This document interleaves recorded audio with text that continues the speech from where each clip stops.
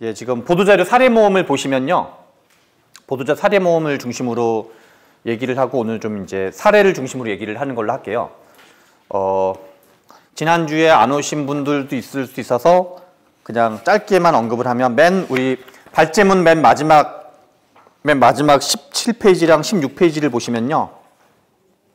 16페이지를 보시면 설득의 3요소라는 거를 에토스, 파토스, 로고스로 얘기를 했고요.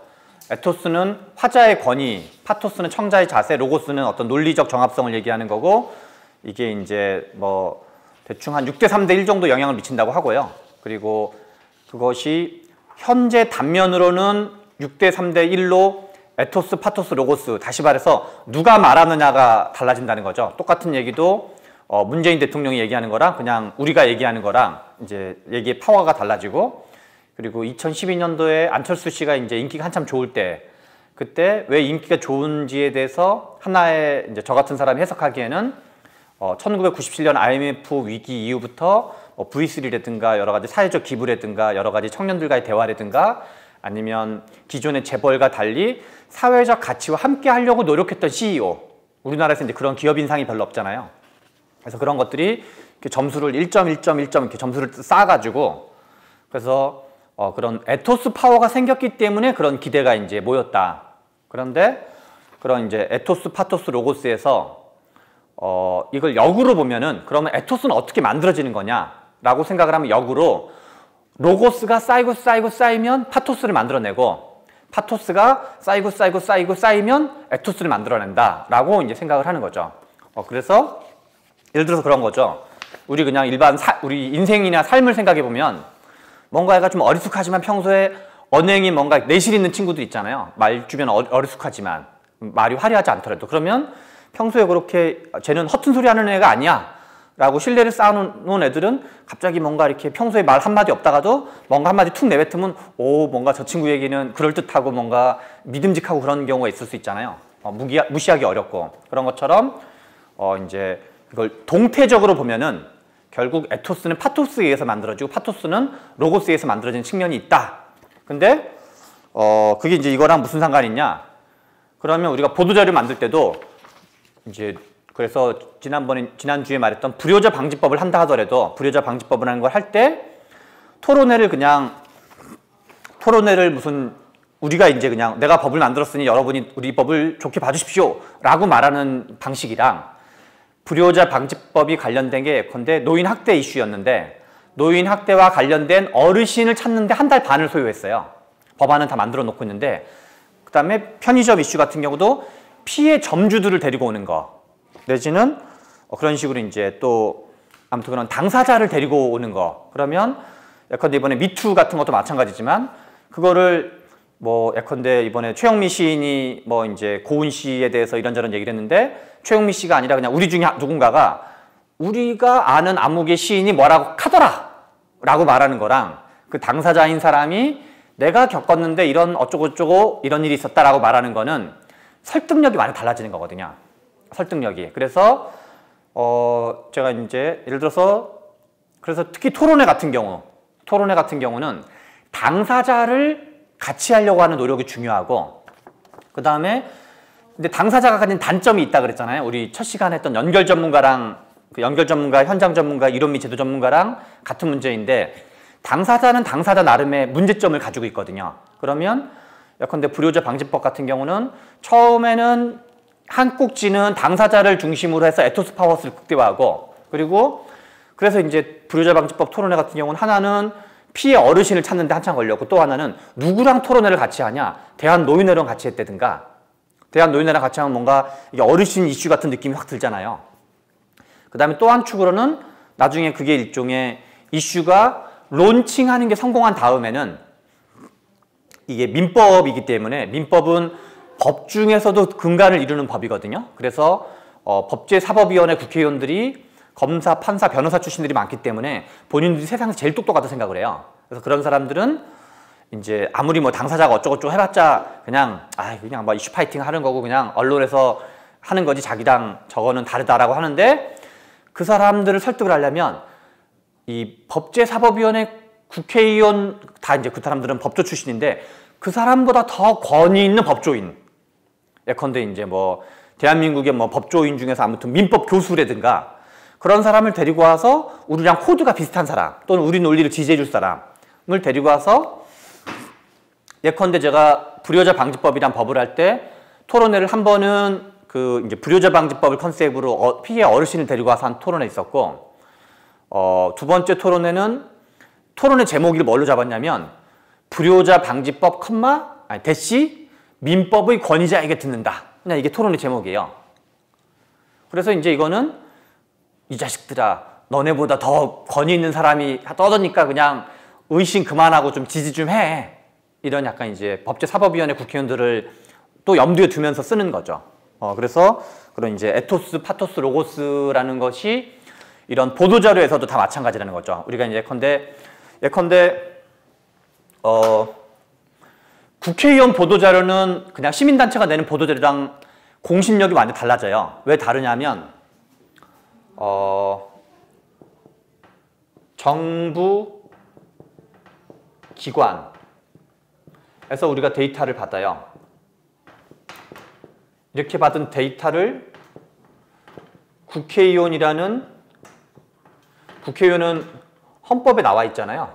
헌법에 나와 있는 헌법적 기구인데 그래서 이 사람들이 우리가 이 데이터를 가지고 가공을 해서 보도자료를 만들어내잖아요. 그러면 여기에는 실은 에토스도 담겨있고 로고스도 담겨있는 셈인데 출처를 예를 들어서 보도자료 사례모음 중에서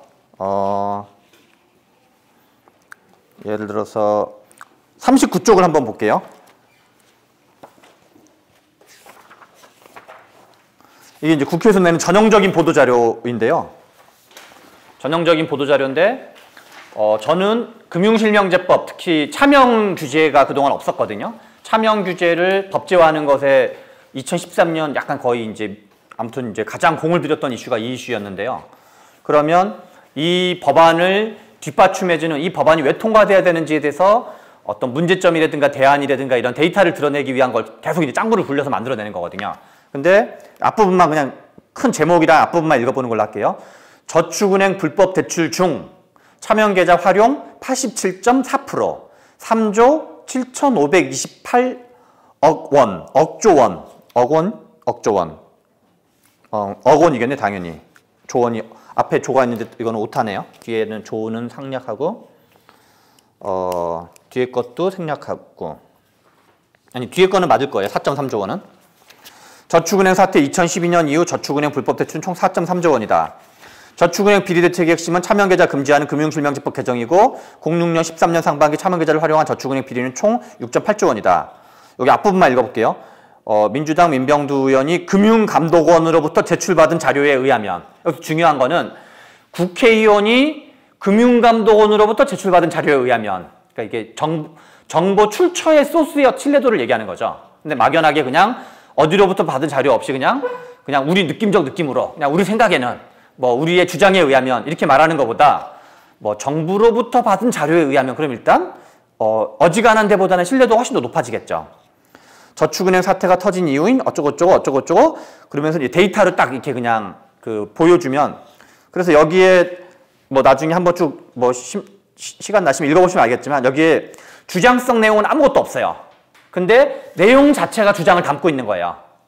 이런 데이터 자체가 차명 규제의 필요성을 얘기하고 있는 거고 그 다음에 금융실명제법 개정의 필요성을 얘기하고 있는 거다. 왜냐하면 그래서 여기 42페이지 표 1이라고 되어 있는 이 표랑 서술된 내용은 완전히 일치해요. 그냥 표를 서술형으로 쓴 거예요.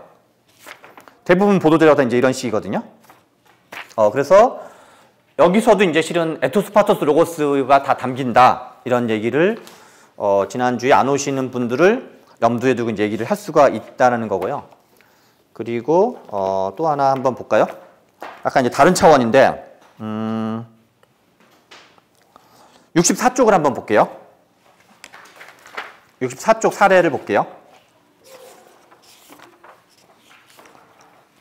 64쪽 보기 64쪽 먼저 볼게요. 64쪽 보고 그 앞에 있는 걸 보는 걸로 할게요. 이거는 그 당시에 그 이슈의 성격상 특정 이제 언론사랑 해가지고 당시에 한겨레 신문 1면에 내보냈던 기사거든요. 한겨레 신문이랑 조인트를 해가지고 1면에 내보냈던 기사인데 제목만 그냥 읽고 큰 것만 볼게요.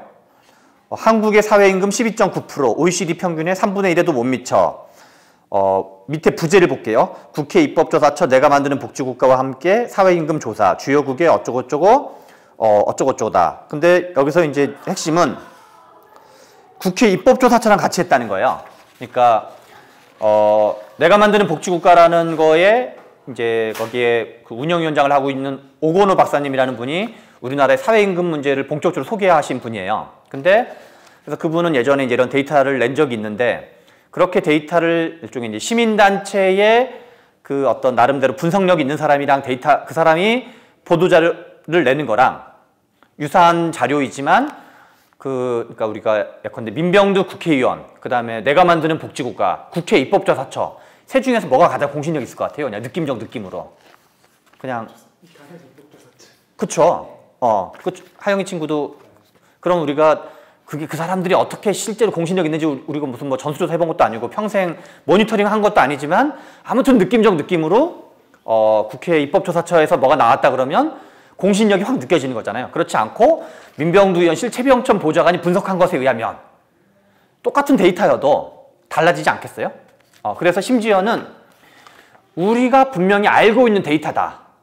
그래도 일부러 입법조사처에 의뢰하는 경우도 있는 거죠. 똑같은 데이터라 하더라도. 지금 사례자료 앞으로 다시 넘어갈게요. 요 바로 앞에 거를 볼게요. 이 직전 거, 사회임금 앞에 거. 세 페이지 앞으로 가시면 돼요. 하나, 둘. 두 페이지만 가면 되는. 페이지로는 60페이지예요.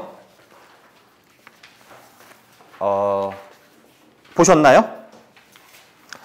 이것도 이제 에토스, 파토스, 로고스의 어떤 응용 사례 같은 건데요. 제목을 보시면 2006년부터 13년 사이에 기획재정부를 줄여서 보통 기재부라고 많이 표현을 해요. 기재부는 참고로 이 이제 행시를 봐가지고 뭐 이제 7급 공무원 이렇게 해가지고 들어간다 그러면 가장 이제 이게 경제부처 중에서도 컨트롤 타워 부처예요. 그래서 옛날로 치면 이제 재무부랑 경제기획원이 쭉 기획재정부로 이어지고 있는 건데 그래서 이 사람들은 자존심 같은 게 되게 세요. 자기네가 이제 공무원 중에서 가장 A급이라고 생각하는 공무원들인 거죠. 그런 사람들인 건데 기획재정부의 총 수입 오차는 평균 9.3조 원이다. 부제를 읽어볼게요. 국제기관, 국책기관, 민간연구소를 통틀어서 성장률 전망에서 기획재정부는 오차의 왕이다. 라고 이제 제가 이름을 붙여놨는데요. 니네는 오차의 왕이다. 기재부는 오차의 왕. 07년, 12년 기간 평균 오차 2.33% 포인트. 기획재정부의 경제성장률 전망은 무능한 거냐, 마사지한 거냐. 마사지는 뭐냐면 일부러 자기네가 원하는 결과값이 나오도록 그 인풋을 계속 조종하는 걸 얘기해요. 원하는 아웃풋이 나올 수 있도록. 예컨대 노무현 정부 말기 한미 FTA의 경제적 효과가 있다. 그러면 경제적 효과가 그때 이제 대외경제정책연구원이라고 있는데 거기서 그러니까 한미 FTA를 체결하면 경제 효과가 뭐 예컨대 몇십조 원이다라는 데이터를 내기 위해서는 어떻게 만드냐면 경제 성장이 2% 성장한다고 가정하고 집어넣어요. 생산성이 3% 상승한다고 가정하는 거야, 자기네가 계속. 당연히 그래서 그냥 원하는, 그러니까 마치 왜 3 더하기 3은 6이잖아요. 근데 6이 나올 때까지 계속 변수를 집어넣는 거예요. 6이 나올 때까지. 그거는 그래서 그냥 눈 가리고 아웅하는 거예요. 그래서 무슨 효과는, 무슨 경제 효과는 뭐 다 그런 건 아니지만 그냥 그런 경우가 태반이에요. 근데 언론에 도배하긴 좋거든요. 언론이 그런 거 검증하지 않으니까. 아무튼 이제 그런 거 있는데 그런 걸 마사지라 그래요. 완전히 그냥 이제 사실상 조작 수준에 가까운 거죠. 그런 건. 통계적으로 아무런 값어치가 없는 거예요. 학문적으로. 그러나 이제 정치권에서 이제 그런 짓거리를 많이 해먹는데 정부에서 아무튼 국책기관은 한국은행은 1.5%였고 KDI는 1.58%였고 국회 예정처는 1.82%였는데 오차가 이랬다는 거죠. 민간연구소는 LG경제연구원의 평균 오차가 1.37%여서 가장 정확했다. 이 얘기도 이제 쭉 나오는 얘기인데 예를 들어서 앞에 거는 61페이지 하단에 그냥 표만 볼게요. 61페이지 하단의 표는 본 예산과 실제 나중에 예산의 결산 대비 오차율이 이렇다. 그 다음 페이지도 대충 개념만 보는 걸로 할게요. 이건 이제 돈으로 환산한 거고 예산 격차를 한 거고 예산은 어떻게 짜냐면은 만약에 올해 예산이 400조 원이다. 그러면 세수를 완전히 동일하다고 가정할 경우 경제 성장률이랑 연동돼 있어요. 올해 예산이 400조 원이면 내년에 만약에 경제 성장이 10% 성장한다고 가정을 하면 440조 원으로 예산을 짜는 거예요. 근데 그게 아니라 경제 성장이 5% 성장한다고 가정을 하면 420조 원으로 짜게 되겠죠. 그렇죠? 그러니까 근데 내가 예산을 좀 많이 잡고 싶어. 그러면 성장률을 그냥 일단 좀 많이 잡아요. 남들이 한 2% 성장할 것 같다고 하는데 3% 성장한다 그러면 예산을 더 많이 그걸 핑계 삼아 잡을 수가 있잖아요. 그래서 경제 성장률 전망과 예산이 약간 연동돼 있어요. 아무튼 요런 그래서 표 여기 62페이지를 보면은 국책기관과 그래서 기관을 보면은 예산정책처 표-3이에요. 예산정책처 기획재정부 KDI 한국은행 IMF OECD를 일부러 보여줬고 그 다음에 표 62- 하단부터 63페이지는 민간경제연구소를 보여주고 있어요. 이제 국책기관은 KDI 한국경제연구원, LG경제연구원, 한국은행 산업연구원, 한국금융연구원 이게 이제 경제 성장 전망을 11월, 12월 달에 연말에 하는 데가 있고 그 다음에 이제 약간 가을경에 하는 기간이 있거든요. 가을경이 좀 더 불리하다고 봐야 되겠죠.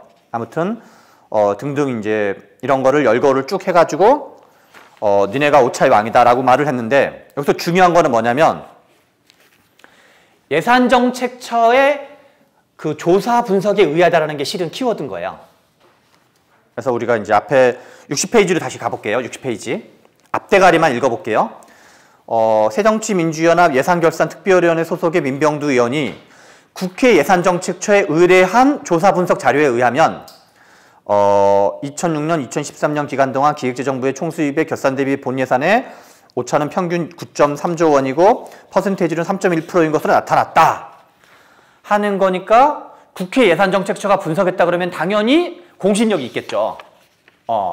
근데 이거를 그렇지 않고 뭐 최병천 보좌관의 분석에 의하면 또는 의원실의 분석에 의하면 내지는 의원이 그냥 뭐 아무개 경제학자에 맡긴 거에 의하면 그런 거보다 이게 훨씬 더 권위가 있는 거죠. 그래서 만약에 우리가 물론 이 조사를 기획한 거는 조사를 의뢰한 거는 제가 한 거예요. 그리고 이렇게 완전히 100% 장담할 수 없었지만 이런 결과치가 나올 거라는 거를 예상하고 조사 의뢰를 한 거예요. 왜냐면 얘네들이 그래서 이게 이제 국회에서는 그 기획재정부가 예산이라든가 그 성장률 전망을 과대 추정한다는 건 우리가 그쪽에 있는 사람들은 업계에 있는 사람들은 느낌을 알고 있었는데 데이터로 입증된 적은 한 번도 없었어요. 근데 그런 이제 어떤 가설 그때 제가 보도자료는 논문 쓰기랑 똑같거든요, 실제로는.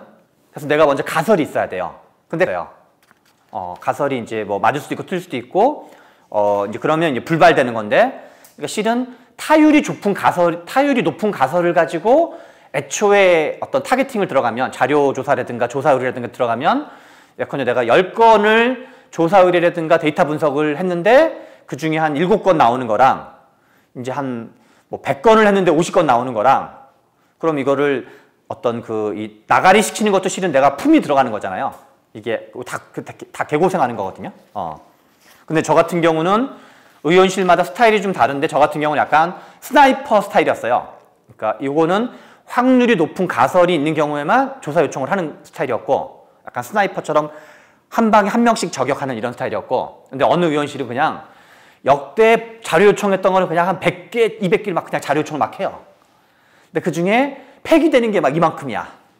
뭐 감당하기 힘들거든요. 아무튼 그래서 여기서도 똑같은 자료도 만약 이거랑 똑같은 결론을 내가 알고 있다 하더라도 다시 이제 권위 있는 기관을 매개로 하는 게 중요하다는 거죠. 그런 거를 이제 염두에 둘 수 있다 그래서 이 자료 전체가 에토스 전략이래 저는 이거를 편의상 에토스 전략이라고 표현하는데 화자를 누구로 할 건지를 염두에 두는 것이 되게 중요하다. 근데 우리가 어떤 사건 사고인 경우에는 당사자 자체가 화자가 되는 거예요. 예컨대 청년 문제가 있다 그러면 청년 문제를 무슨 학자가 얘기하는 거랑 대학 교수가 얘기하는 거랑 청년 당사자가 무슨 최저임금 문제를 얘기하는 거는 예컨대 내가 최저임금을 분석했더니 구조적으로 훨씬 더 잘한다 하더라도 청년 당사자가 야 이 새끼야 우리가 힘들어 죽겠는데 네가 뭐 아무리 잘나봤자 하면은 아무튼 먹고 들어가는 게 있는 거거든요. 물론 그건 부작용도 있어요. 그래서 그런 일장일단 있는 거라는 거. 2페이지 보도자료 사례 모임 다시 첫 페이지로 갈게요. 이 페이지의 다이아몬드 3번. 주장하려는 내용을 반드시 데이터를 통해 해야 된다. 그러니까 이게 이제 그 사건 사고형 우리가 앞에서는 입장 표명형 보도자료 같은 게 있을 수가 있고, 그 다음에 이제 토론의 홍보용 보도자료가 있을 수 있고, 토론의 홍보용 보도자료도 요거 먼저 볼게요. 국회에서 편의점 불공정 피해자 증언대회 열리다. 21쪽을 한번 볼게요. 요 앞에 거 먼저 지난번에 했으니까 요 얘기는 잠깐 짚고 넘어갈게요.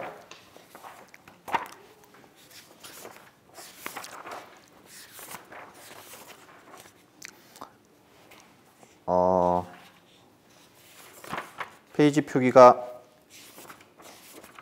23페이지로 보는 걸로 한번 해볼게요.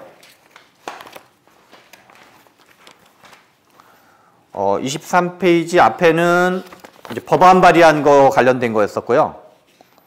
예를 들어서 21페이지를 봐볼게요. 23페이지 말고. 연결되는 건데요.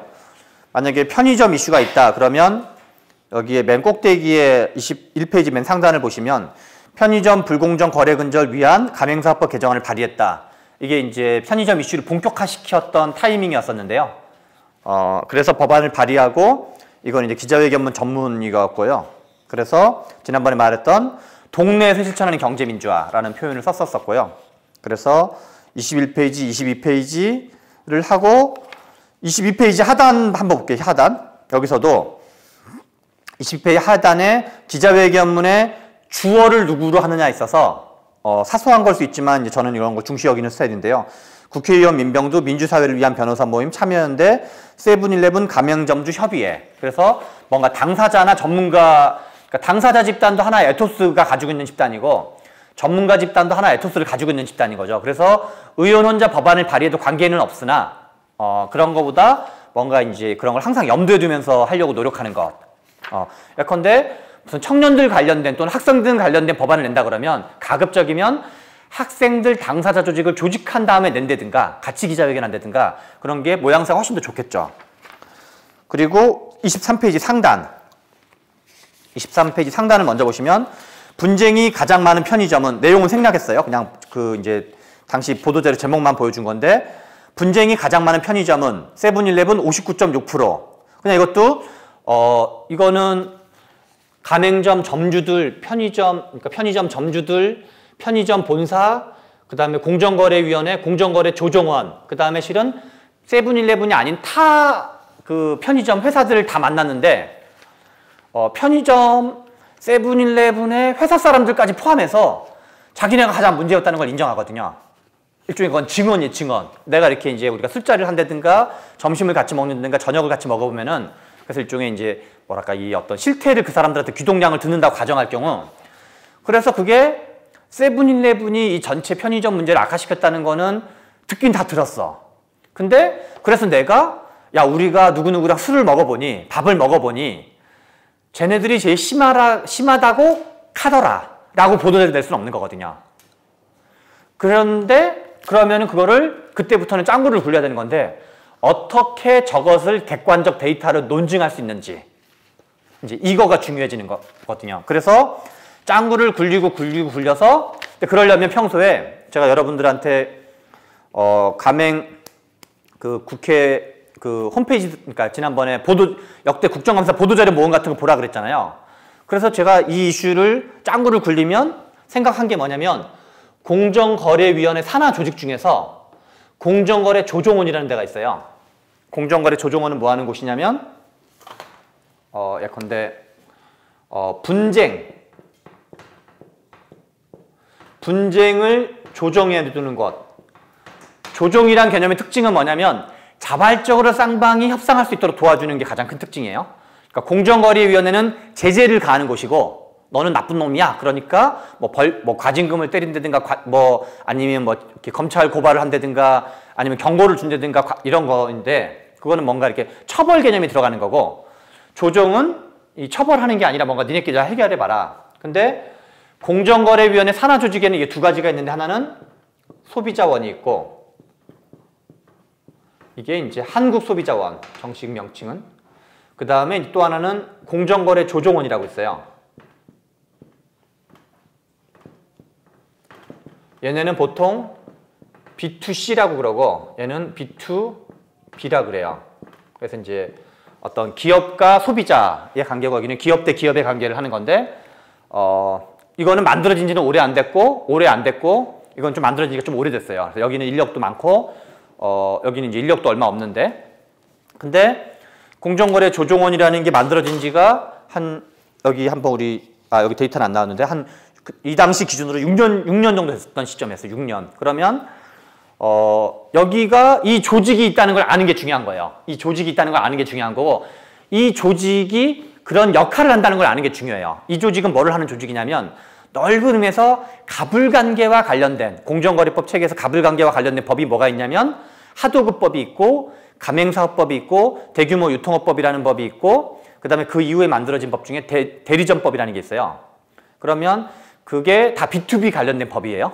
하도급법, 가맹사업법, 대규모 유통업법, 그 다음에 이제 대리점법, 이 네 가지가 B2B법인데 그 네 가지와 관련된 B2B 분쟁 조정을 하는 곳이에요. 그래서 편의점이라든가 이런 쪽은 가맹사업법의 규제를 받는 곳이거든요. 그러면 여기서 뭔가 분쟁 조정한 현황이 있을 거기 때문에 그래서 분쟁이 가장 많은 편의점이라고 내가 분쟁이라는 표현을 썼어요. 분쟁. 여기에는 누가 가해를 했는지 피해를 얻는지는 없어요. 그냥 분쟁 그 자체의 중립적 용어예요. 그래서 이 분쟁 조정 신청이 들어온 건수를 기준으로 잡은 거예요. 부제만 읽어보는 걸로 할게요. 진입과정의 불공정을 의미하는 허위 가장 정보 공개서 미제공, 계약 내용 청구가 전체 분쟁의 40%, 분쟁 많은 편의점 순서는 세븐일레븐, CU, 미니스탑, GS25C 순서. 공정거래 조정원의 2008년부터 12년 최근 5년간 분쟁 조정 현황 자료를 분석한 거고 이후에 4월 2일 날 편의점 피해자 증언대회를 국회에서 개최할 예정이다. 그래서 4월 2일 날은 피해 사례 증언할 예정이다. 일종의 우리가 토론회 할 거라는 걸 미리 알리기도 하고 이렇게 이제 그래서 이런 우리가 사람들을 만나보니 편의점 관련돼서 세븐일레븐이 제일 심하더라라고 말하는 게 아니라 이거를 데이터로 논증하는 거. 근데 실은 논문이 다 이런 거잖아요. 논문이라는 게.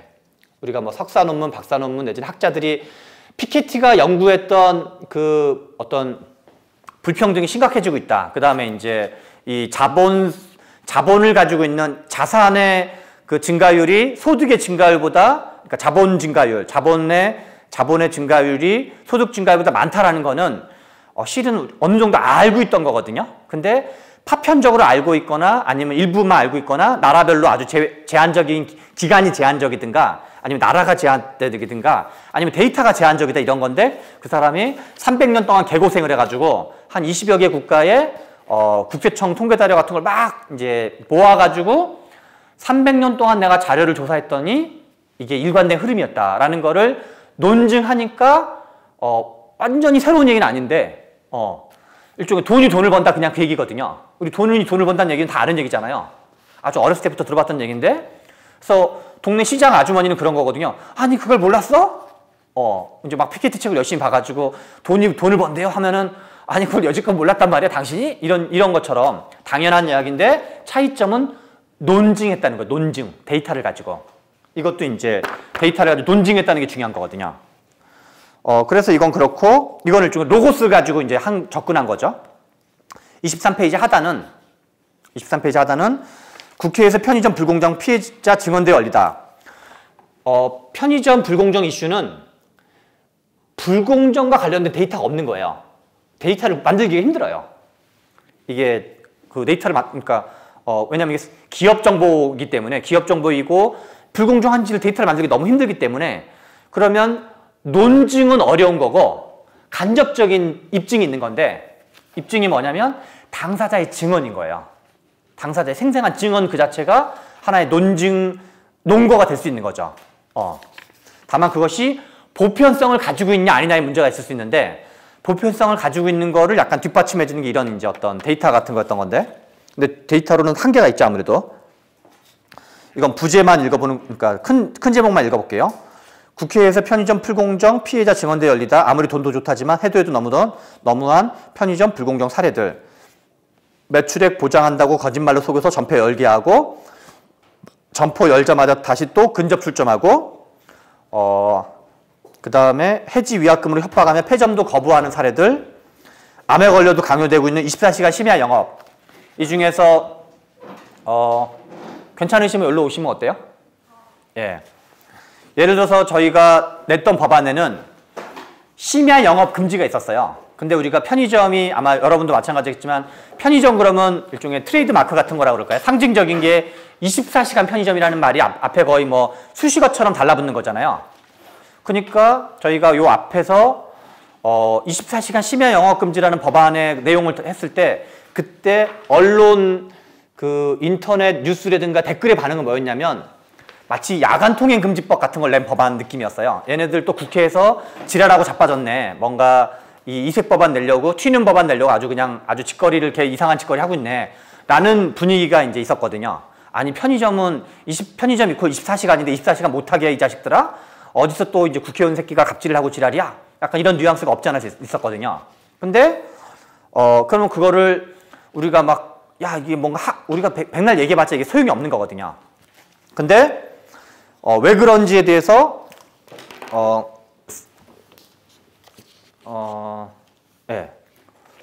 왜 그런지에 대해서 그걸 하면은 이제 되는 건데, 근데 어떤 게 있냐면 남편이 암에 걸리거나, 그러니까 우리 가족 중에 누군가가 뭐 남편을 비롯해가지고 암에 걸려도 이게 도중에 몇 시간 이제 그 시간을 제한을 하면 일종의 해지위약금 폭탄을 얻는 거거든요. 징계 같은 걸 받게 되는 거거든요.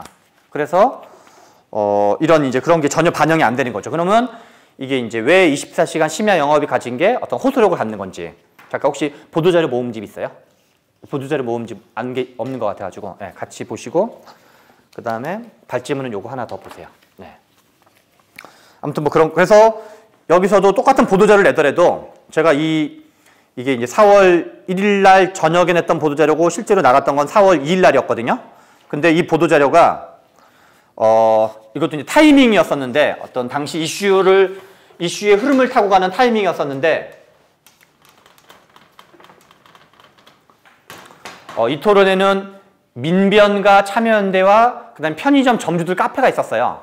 근데 이 토론회를 열기 전까지의 토론회에는 원래 이 이슈를 이제 맨 처음에는 편의점 점주 카페가 처음에 열렸고, 근데 2012년 총선과 대선을 거치면서 경제민주화 바람이 이제 불면서 편의점 점주 카페라는 되게 이제 어떤 소박하고 느슨한 게 있는데 이 사람들이 참여연대랑 연결이 됐어요. 참여연대 간사가 거기서 결합을 해가지고, 근데 이 사람들이 결합을 하면서 민변의 변호사들이 또 결합을 하고, 근데 이 사람들이 국회 정무위원회를 찾다가 우연찮게 우리 방으로 연결이 됐어요. 근데 저는 이제 지난번 말했던 것처럼 재벌 지배구조 중심의 경제민주화 평소에 문제의식을 가지고 있었기 때문에 재벌 지배구조 중심의 경제민주화는 국민들이 보기에는 무슨 말인지 못 알아먹는 경제민주화다. 그래서 저는 이제 미분과 적분의 경제민주화라고 표현하는데, 그래서 이 이슈가 뭔가 그런 거에 적합할 수 있겠다 해가지고 이제 애정을 들여서 했는데, 그 전까지 토론회는 기본 토론회 방식이 뭐냐면 민변 변호사, 참여연대 변호사가 발표하는 토론회인 거예요. 일종의 이제 전문가 컨셉이 토론인 거죠. 근데 편의점이 만들어진 지가 대한민국에서 편의점이 본격화된 게 제가 기억하기로는 90년대 초반부터거든요. 이제 80년대 말에 등장을 해가지고 90년대 초반부터 쭉 등장을 했는데, 아니 편의점은 구멍가게에 비해서 훨씬 더 산뜻한 이미지를 주고, 그리고 편의점이 만들어진 지가 90년부터 잡으면 대충 한 거의 00년, 10년, 한 30년 가까이 되는데 이렇게 불공정함을 우리가 몰랐을 리가 없는 거 아니냐. 상식적으로 생각했을 때. 그러면 이 30년 동안 우리는 뭐 헛개비였단 말이냐, 대한민국 전체가. 라는 거는 되게 합리적 의심이거든요. 그러니까 우리가 이제 이 직전에 무슨 기사가 나간 적이 있냐면 편의점 점주가 불공정이 그러니까 속아가지고 들어왔다가 돈 많이 번다 그래서 예컨대 매출액 500만 원 보장. 예를 들어서 이제 허위 정보 제공이라고 그러는데 여기 앞에 있는 허위 과장 정보라고 표현하는데, 예를 들어서 실제로 작동했던 방식이에요. 그러니까 지금 예를 들어서 매출액 500만 원 보장 이런 표현이 있었다고 쳐요. 또는 뭐 순이익 500만 원 보장이 있다고 쳐요. 그러면 우리가 그냥 직관적으로 생각하기에는 내가 가져가는 돈이 500만 원이라고 생각하지 않겠어요? 그러지 않겠어요? 근데 개념이 다른 거예요. 여기서 인건비 나가고 전기세 나가고 그다음에 본사에 주는 돈 있고 등등등 뭐 이거 쭉 빼면은 뭐 100만 원, 200만 원밖에 안 되는 경우가 하다한 거죠. 그래서 어떤 개념적 착시 효과, 자기네가 쓰는 우리 왜 그 용어가 다를 수 있잖아요. 지난번에 예를 들어서 사내유보금, 사내유보금에는 공장도 포함돼요. 이게 금자가 들어가지만 현금을 얘기하는 게 아니에요. 그냥 공장 덩어리가 있어도 그래서 이제 그 민주노총, 뭐 한국노총, 진보 쪽에서 그 무슨 사내유보금 때문에 투자가 안 되고 있다. 그래서 사내유보금을 투자하라. 그거는 말도 안 되는 얘기예요. 회계적으로. 근데 금자가 들어가면 뭔가 돈이 쌓여있는 느낌을 주잖아요. 이런 것도 이제 그런 걸 이제 그래서 매출액 500만 원 보장, 순이익 500만 원 보장 그래서 들어오면 신림동에만 편의점이 109개가 있었어요. 신림동에만. 그러면 왜냐하면 편의점, 그러니까 프랜차이즈 산업의 특징이 뭐냐면 본사가 있고 가맹점이 있으면 가맹점한테 판매하는 거야. 그래서 편의점에서는 어떤 용어가 있었냐면 논두렁의 편의점을 만들어도 본사는 이익이라는 표현을 점주들이 썼었어요. 점주가 팔든 못 팔든 자기랑 관계없는 거거든요. 이건 그 다음 문제인 거예요. 그래서 여기를 계속 많이 만들어가지고 여기서 만들고 또 만들고 또 만들고 또 만들고 하면은 당연히 옆에 하나 더 만들어지면 장사가 안 될 거 아니에요. 고객은 정해져 있고 경제 성장률도 정해져 있고 총 소비라는 건 정해져 있는데 그러니까 속아가지고 들어왔다가 보통 근데 계약 기간이 5년, 10년이에요. 속아가지고 들어왔는데 도중에 장사는 더럽게 안 되고 주변에다가 맨날 또 만들고 또 만들고 또 만들고 그러다가 내가 그만둘게 그러면 앞으로 장래 수익의 1년치를 토해냈어야 돼요. 1년치 수익을 토해냈어야 되거든요. 미래의 수익을. 이제 그거는 이제 민법 계약의 어떤 이제 계약의 원칙 같은 건 측면이 있어요. 근데 이 전반적인 과정을 보면 말도 안 되는 거죠. 그러니까 죽어버리는 거예요. 그래서 편의점 점주들이 자살하는 사람이 막 생기는 거거든요. 근데 이제 그거는 이제 나중에 제가 알고 보니까 세븐일레븐이 공격적 영업 확장을 하다가 세븐일레븐이 공격적 확장을 하고 왜 세븐일레븐은 공격적 확장을 했냐면 롯데백화점 사장하고 싶어가지고 다 그런 거였대요. 이제 롯데가 가지고 있는 이제 롯데는 유통업에서 하나는 마트가 있고 이게 이제 마트가 있고 편의점이 있고 백화점이 있는데 그 동네는 꿈이 그냥 백화점 사장하는 게 꿈이래요. 이제 그쪽의 CEO들은. 그래서 이쪽에서 편의점 쪽에서 자기가 이제 CU를 따라잡는 게 목표여가지고 그냥 개수를 막 늘린 거예요, 일종의. 개수를 막 늘려가지고 공격적으로 이제 점주도 꼬셔가지고 이제 가머니설로 꼬셔가지고 막 늘리게 만든 거죠. 그러니까 한쪽이 쭉 치고 나가니까 다른 쪽도 안 치고 나갈 수 없으니까 서로 이제 이게 전체가 시장 질서가 개판이 된 거죠.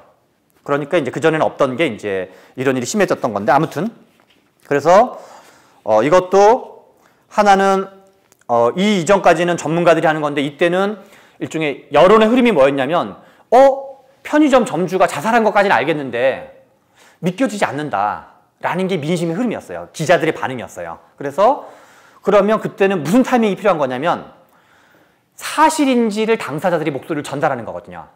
그래서 제가 이제 같이 일하던 참여연대 분들이랑 민변 분들한테 주장해가지고 제발 전문가 토론하는 게 지금 중요하지 않다. 민심의 흐름상.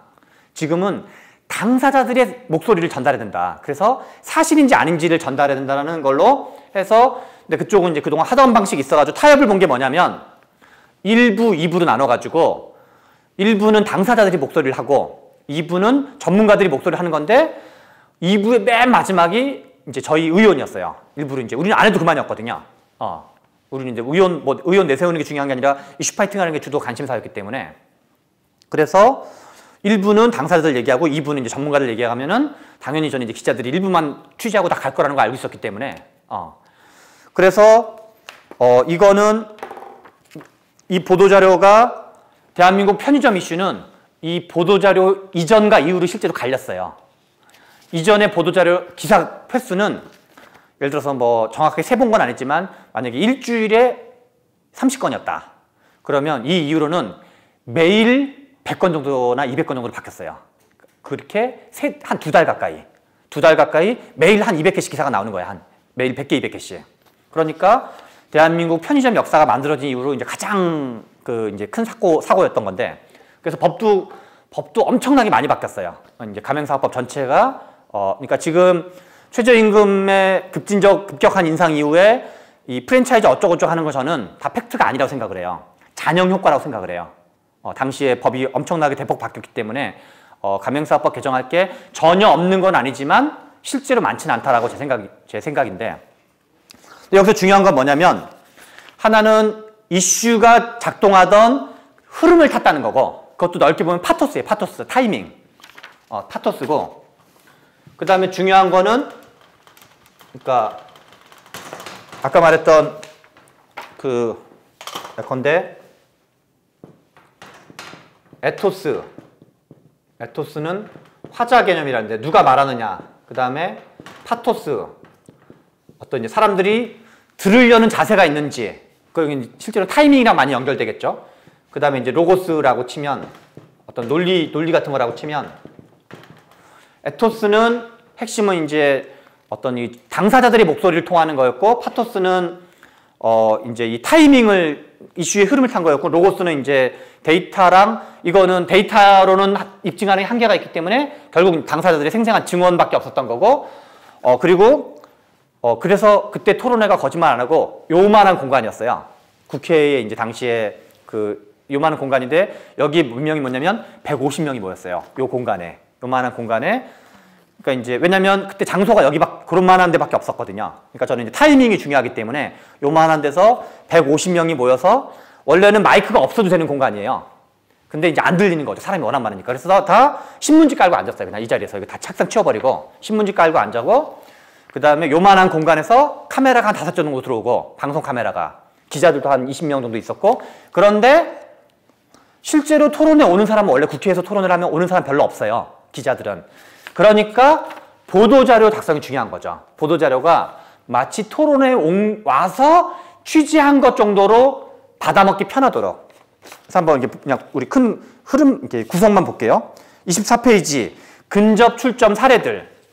어쩌고저쩌고 이렇게 딱 쓴 거예요. 그 다음에 25페이지, 로마자 2번. 암에 걸렸는데도 24시간 심야 영업을 강요받는 사례. 해가지고 엑기스만 한 거고, 로마자 3번. 허위 과장으로 속여서 편의점 오픈, 점포 이사도 보장한다고 약속, 그러나 과도한 해지 위약금으로 폐점도 못하고 있는 사례.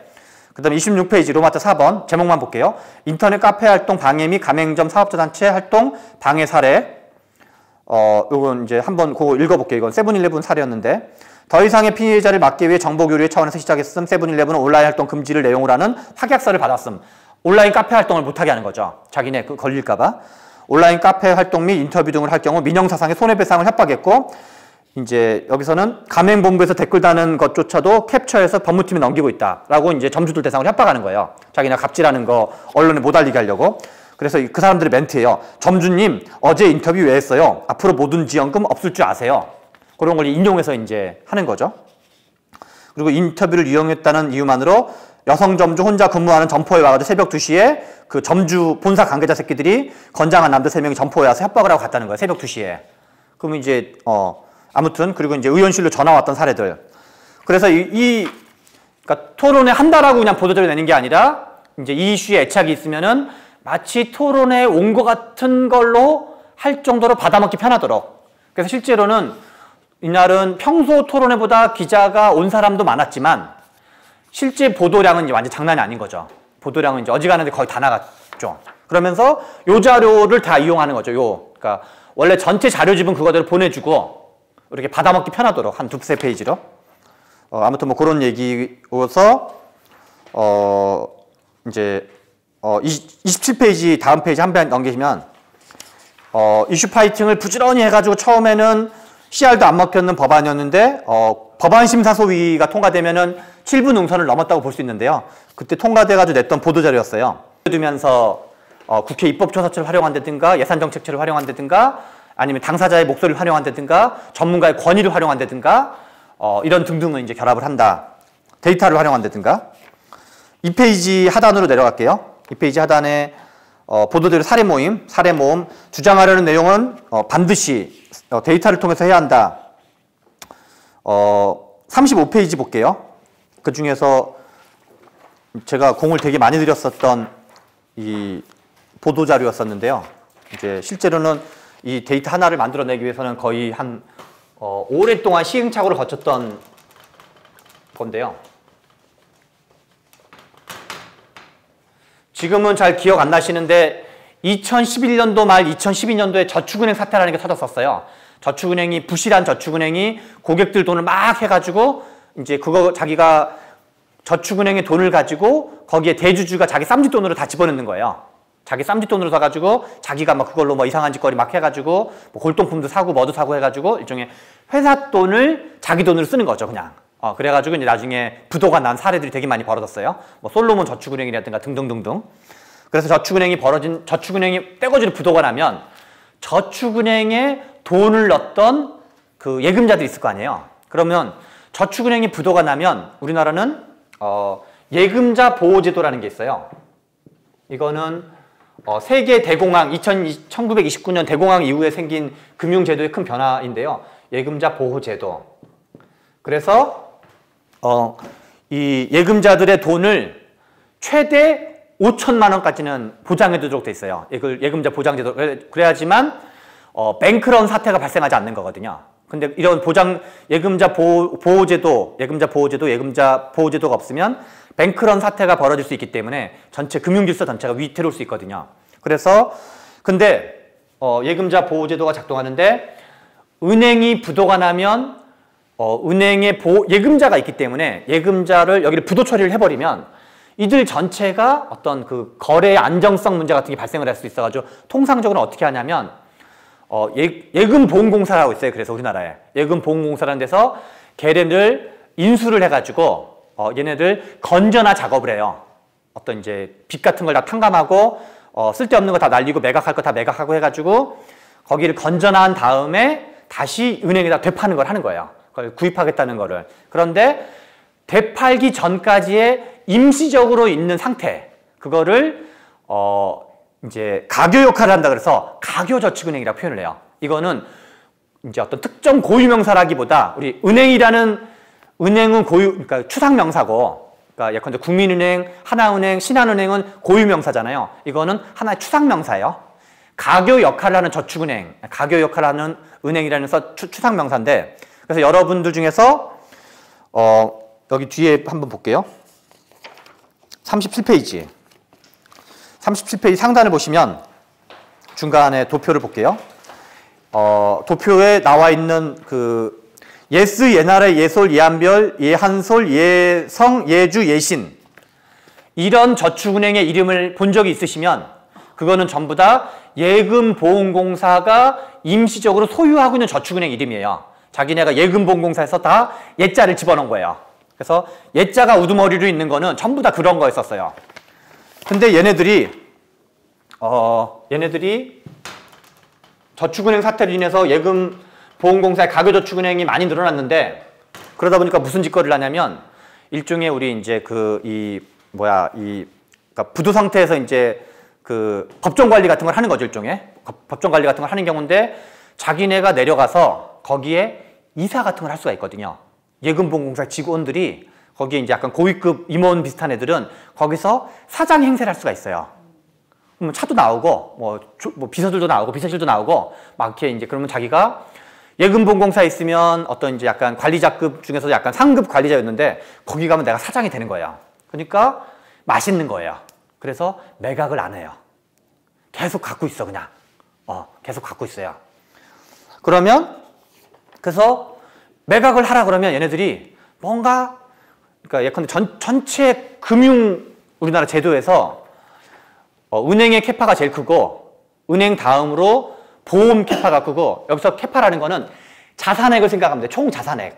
그러니까 은행의 총 자산액, 그 다음으로 큰 게 보험의 자산액, 그 다음에 이제 그 증권회사, 그 다음에 카드회사, 그 다음에 이제 이 저축은행 뭐 이런 식으로 쭉 내려오거든요. 그 다음에 대부업이라든가 이런 식이어서 저축은행은 저기 말단에 있는 거예요.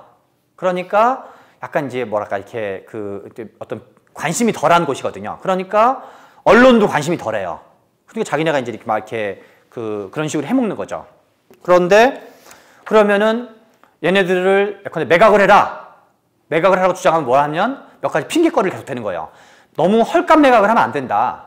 그럼 이게 다 국민들 돈이 들어간 건데 헐값 매각을 하면은 우리가 안 되는 거 아니냐라고 여론의 비난이 생긴다. 그럼 얼핏 들으면 우리 언론에서 헐값 매각 뭐 어쩌고저쩌고라고 들어본 적 있잖아요. 뭔가 이 프레임 자체가 뭔가 그럴듯한 것 같잖아요. 그리고 또 왜 매각을 하라 그러면은 현행 법은 이게 통매각을 해야 되는데 분할 매각을 하는 건 안 된다. 이런 얘기를 걔네가 이제 뭐 해라 그러면 어쩌고저쩌고 막 반발하고 뭐 해라 그러면 어쩌고저쩌고 반발하는 거예요. 근데 국정감사의 시간은 몇 분이냐면 상임위원회마다 다르지만 저희 상임위원회는 국회의원이 발언할 수 있는 시간은 그러니까 저 사람의 답변을 포함해서 총 7분이에요. 근데 우리가 금융위원회 또는 만약에 이제 예금보험공사가 참여하는 국정감사가 있다. 그러면 보통 3개 기관 정도가 같이 결합을 하거든요. 비주류, 그러니까 비교적 이제 비중이 덜한 기관이기 때문에 3개 기관 정도에서 내가 3개 기관을 질문과 답변을 포함해서 7분 안에 다 끝내야 돼요. 그러니까 실제로는 한 기관당 한 2분 정도를 쓴다고 생각하면 돼요. 길면 2분 30초. 2분 30초 동안 논쟁을 하면 안 돼요. 한 방에 끝내야 돼요. 근데 사안은 되게 논쟁적인 사안이잖아요. 그러면 그 모든 거를 한 방에 끝내는 걸로 집약하는 과정을 거쳐야 돼요.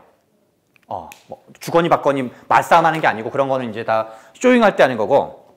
그래서 이 새끼들의 비효율성, 이 나쁜 점, 나는 막 열받아 죽겠고 이 새끼들이 아주 그냥 나쁜 놈들이고 그리고 헤쳐먹고 있는 게 뻔하고 근데 논리적으로 되게 복잡해요. 그러면 그걸 어떻게 그때부터 짱구를 굴리는 거죠.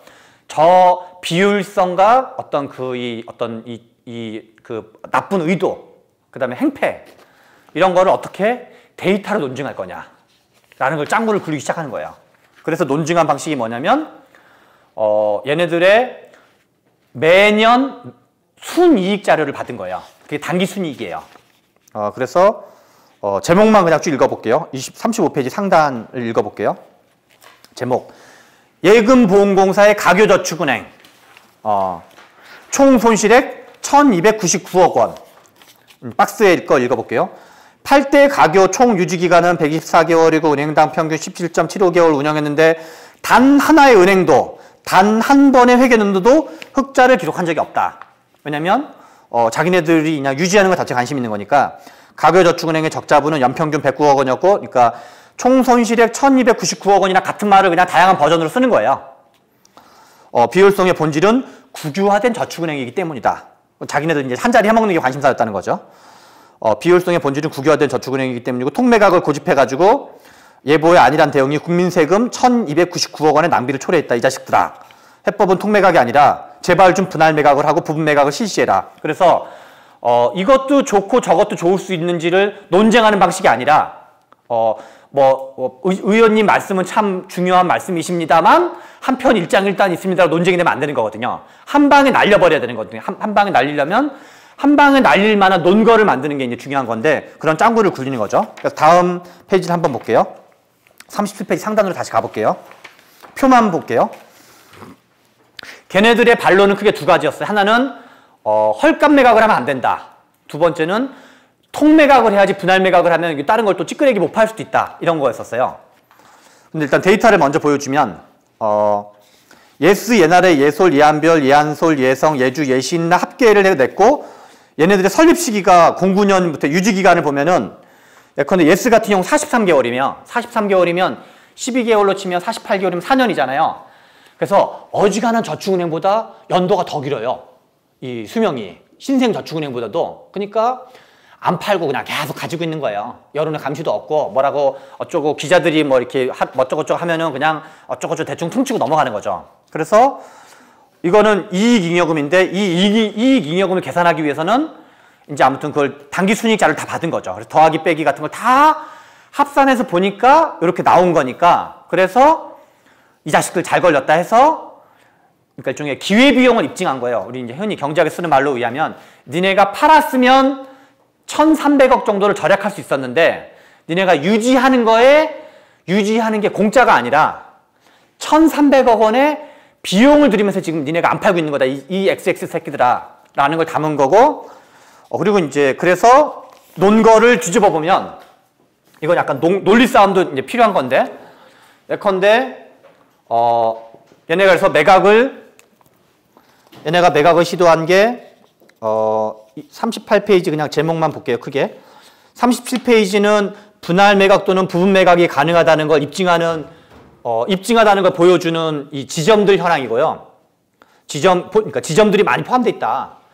그 다음에 38페이지는 얘네가 매각을 시도했던 거에 대한 거를 일지들을 쭉 정리한 거예요. 그러면 예를 들어서 매각을 얘네가 여기에 이제 예스저축은행 같은 경우는 총 7차 공개 입찰이라고 표현되어 있어요. 공개 경쟁 입찰. 여기 38페이지 중간 정도 한번 봐보세요. 예스저축은행 박스 안에 7차 공개 경쟁 입찰로 되어 있잖아요. 그래서 이제 다 공통점은 뭐냐면 나가리 됐다는 얘기예요. 그러니까 유찰됐다는 얘기죠. 그러면 매각이 1차부터 이렇게 7차까지 했다가 이게 이제 얘네 핑계거리예요. 핑계거리. 그래서 우리가 하려고 했는데 안 파는 걸 어떡합니까? 이게 이제 핑계거리야. 그래서 얼핏 생각하면 그럴 수 있는데 이건 약간 이제 뭐 논리적인 문제를 포함할 수 있겠지만 발상을 바꿔보면은 예를 들어서 이제 이게 P고 이게 Q잖아요. 그래서 가격이 올라가면 이게 S, 이게 D잖아요. 이게 공급이고 이게 수요잖아요. 그러니까 매각이 안 됐다는 얘기는, 그러니까 매각을 내놨는데 시장에서 매각이 안 됐다는 얘기는 그냥 수요 공급을 생각하면 단순하게 말하면 뭐겠어요? 그렇죠. 시장은 예컨대 시장에서는 저거 1,000원이라고 생각을 하는데 계속 10,000원에 내놓는 거예요. 시장에서는 얘네의 값어치는 1,000원밖에 안 되는데 계속 10,000원에 내놓으면은 계속 유찰되지 않겠어요, 당연하게? 그래서 이게 다르게 말하면은 지네는 그게 그러니까 10,000원을 기준으로 하면 헐값 매각이지만 시장의 입장에 생각하면은 말도 안 되는 가격이 내놨다는 얘기예요. 그렇게 있지 않나요? 그래서 이게 이제 니네 논리는 이게 니네가 통매각을 그러니까 우리 얘기는 그거니까 1,300억을 날리느니 헐값이고 나발이고 간에 시장이 원하는 가격에 내놔라. 이렇게 이제 한 거죠. 그래서 원래는 제가 이거를 연초에 한번 자료 요청을 한 적이 있었고 이제 그때는 이것저것 하다가 이제 데이터를 못 만들어냈어요. 데이터를 못 만들어내고 근데 그때는 얘네가 임원들을 파견하고 있었어요. 예금보공사에서. 그래서 제가 원래 제가 근데 국정감사가 다가왔을 때 제가 이제 다시 한번 했는데 그때는 임원 파견을 제가 안 한다 그랬어요. 그건 사실인지 아닌지까지는 제가 확인 못 했는데 그럼 제가 원래는 내려고 했던 보도자료 야만은 뭐냐면 1,299억 원짜리 예보 이사였어요. 예보 파견 이사. 1,299억 원의 기회비용 값어치를 가지고 있는 예보 이사라는 걸로 이제 야마를 잡아서 보도자료를 내려고 했던 거죠. 그러면 니네가 이사직거리 하는 거에 들어가는 돈이 1,299억 원이다. 라고 이제 어떤 각을 딱 잡아가지고 이제 내보내는 거죠. 그래서 이제 여기서 얘기하고자 하는 거는 정성적 요인과 관련된 거를 정량화하려는 노력이 되게 중요하다. 물론 다 그럴 수는 없어요. 못 그러는 게 분명히 생겨요. 그런 경우는 이제 에토스나 증언, 당사자, 권위 이런 거 살리려고 노력하는 게 필요하다. 이런 얘기들이고요. 다시 이제 보도자료 사례모음 앞으로 와볼게요. 2페이지 상단인데요. 2페이지 하단. 예보의 가계저축은행 총 손실액은 1,299억 원. 그래서 이 보도자료 한 방으로, 이 보도자료는 참고로 국정감사 있기 하루 이틀 전에 보통 내보내요. 그래야지만 이제 그게 언론에 다 나가고 그러면 그 기관장 애들도 이제 기사를 다 접하기 때문에 자기네도 준비를 해가지고 그러면 실제로는 당일날 왈가왈부하는 게 아니라 당일날은 예 의원님의 말씀대로 매각하도록 하겠습니다. 라는 답변만 받아내면 되는 거예요. 그러니까 이미 싸움은 그 전에 끝나는 거죠. 그래서 이 보도자료 한 방으로 몇 년 동안 안 이루어지던 그 다음 년도에 다 팔았어요. 매각 다 했어요. 아까 전에 예스 옛날에 예수 어쩌고 어쩌는 거 있잖아요. 싹 다 매각했어요. 그래서 이제 아무튼 이제 그래서 약간 뭐 이제 알아주는 사람은 없겠지만 세상에서 알아주는 사람은 없고 이런 이슈가 있는지 아는 사람도 없지만 이제 나 자신 알고 있는 거죠. 내가 약간 국민들이 세금을 절약했다.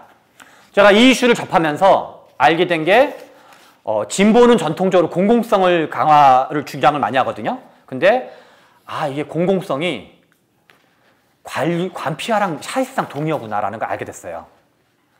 그러니까 이거 약간 여담인데요. 이념적으로 되게 중요한 프레임인데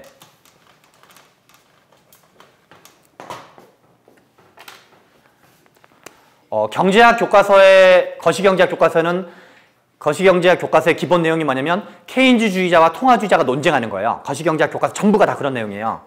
그래서 그냥 경제학 교양 수준에서 알고 있는 사람은 시장 실패라는 말을 이제 어느 정도 알고 있어요. 그러니까 뭐 내용이 디테일은 모르지만 시장은 부작용이 많다더라. 그리고 역사적으로도 대공황이 발생했다더라. 그래서 시장 실패의 반대급부로 이제 국가 또는 이제 공공성 이런 말을 해요. 근데 국가라는 말에는 뭐를 내포하고 있냐면 관료라는 말을 내포하고 있어요.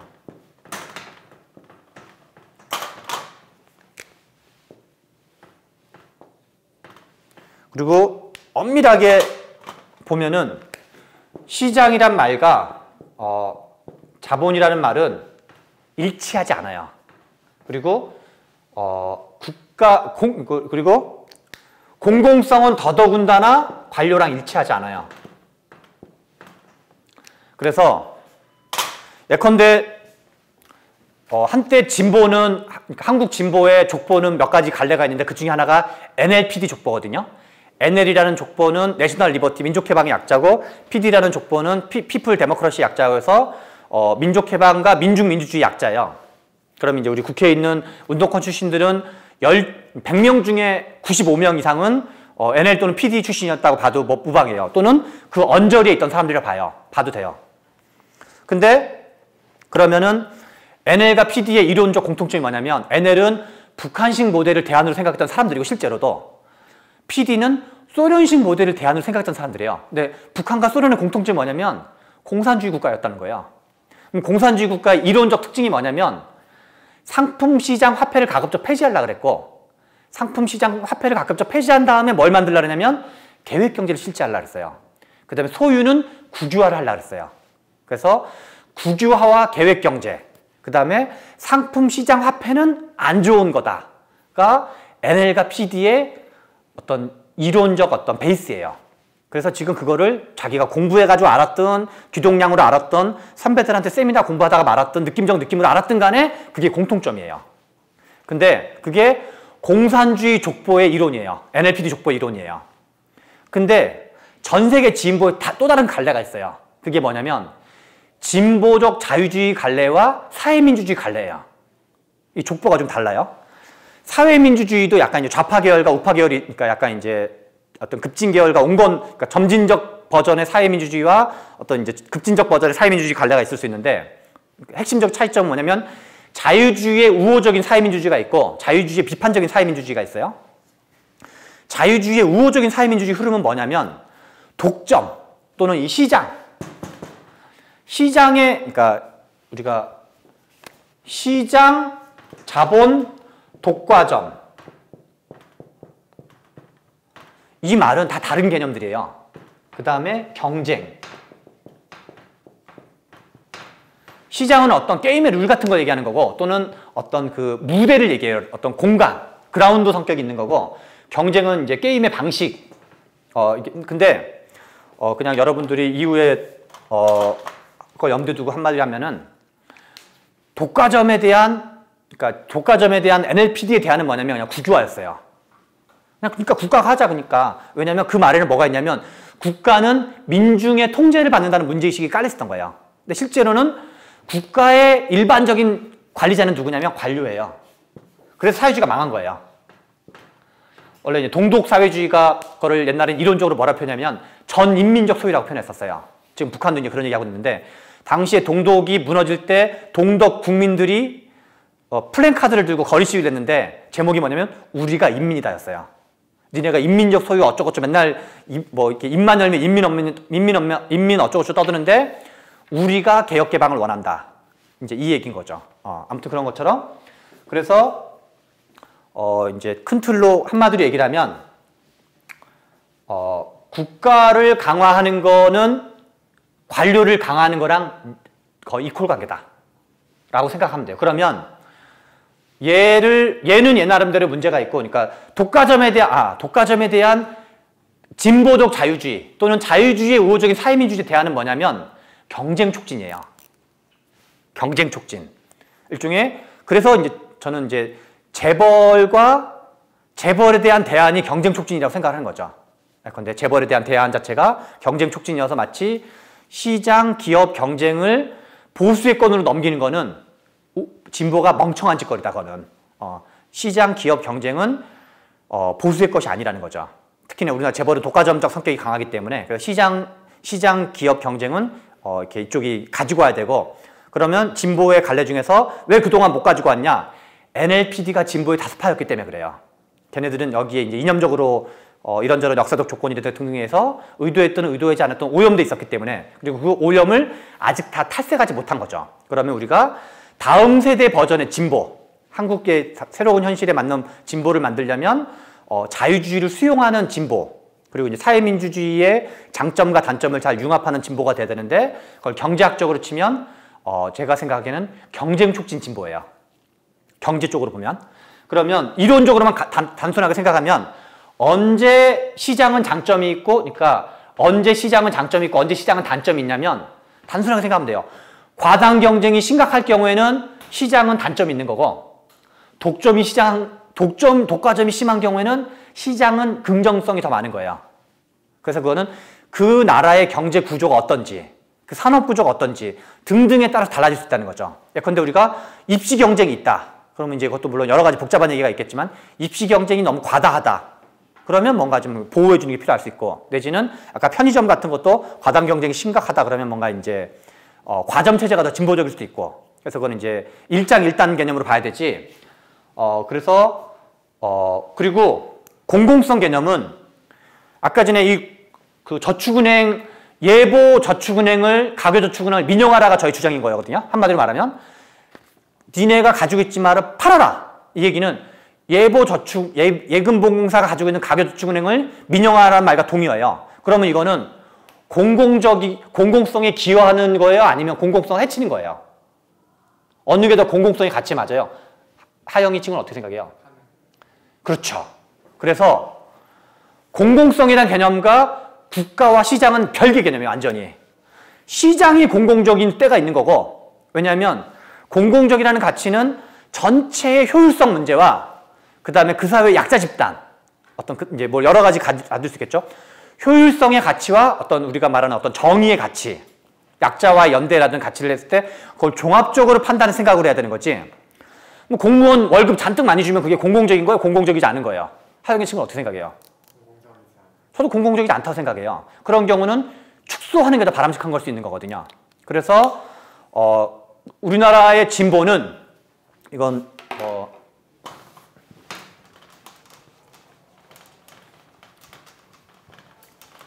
여러분들이 저 같은 사람을 포함해가지고 486 세대의 장점은 뭐냐면 맨날 학생운동을 하고 총학생회 운동하고 전국적인 전대협을 하면서 전국적인 시위를 주도해 본 적이 있고 맨날 운동권 생활만 오랫동안 했기 때문에 정무적 판단이 되게 뛰어나요. 이게 표가 되는지 안 되는지, 해야 되는지 말아야 되는지, 이걸 하면 요거 더 먹는지 아닌지에 대해서 판단하는데 공통점이 정책적으로 되게 무능해요. 그래서 여러분들이 다음 세대를 하려면은 정책적으로 내공이 있고, 그러나 정문적 판단들도 그들만 수준에 버금가야 돼요.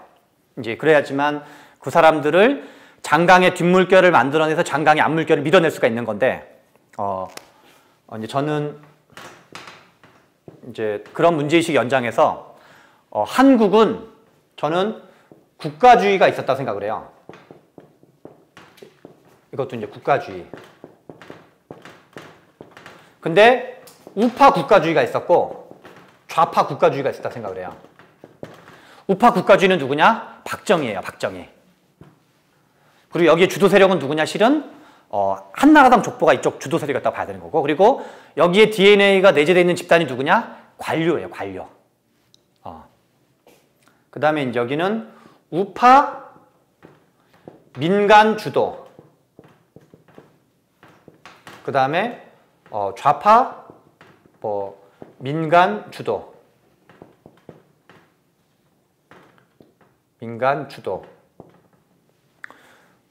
우파 민간주도 체제를 주장하는 게 저는 이제 이들은 안티 국가의 성격을 가진데, 그게 저는 정경련, 경총 같은 곳이라 생각을 해요.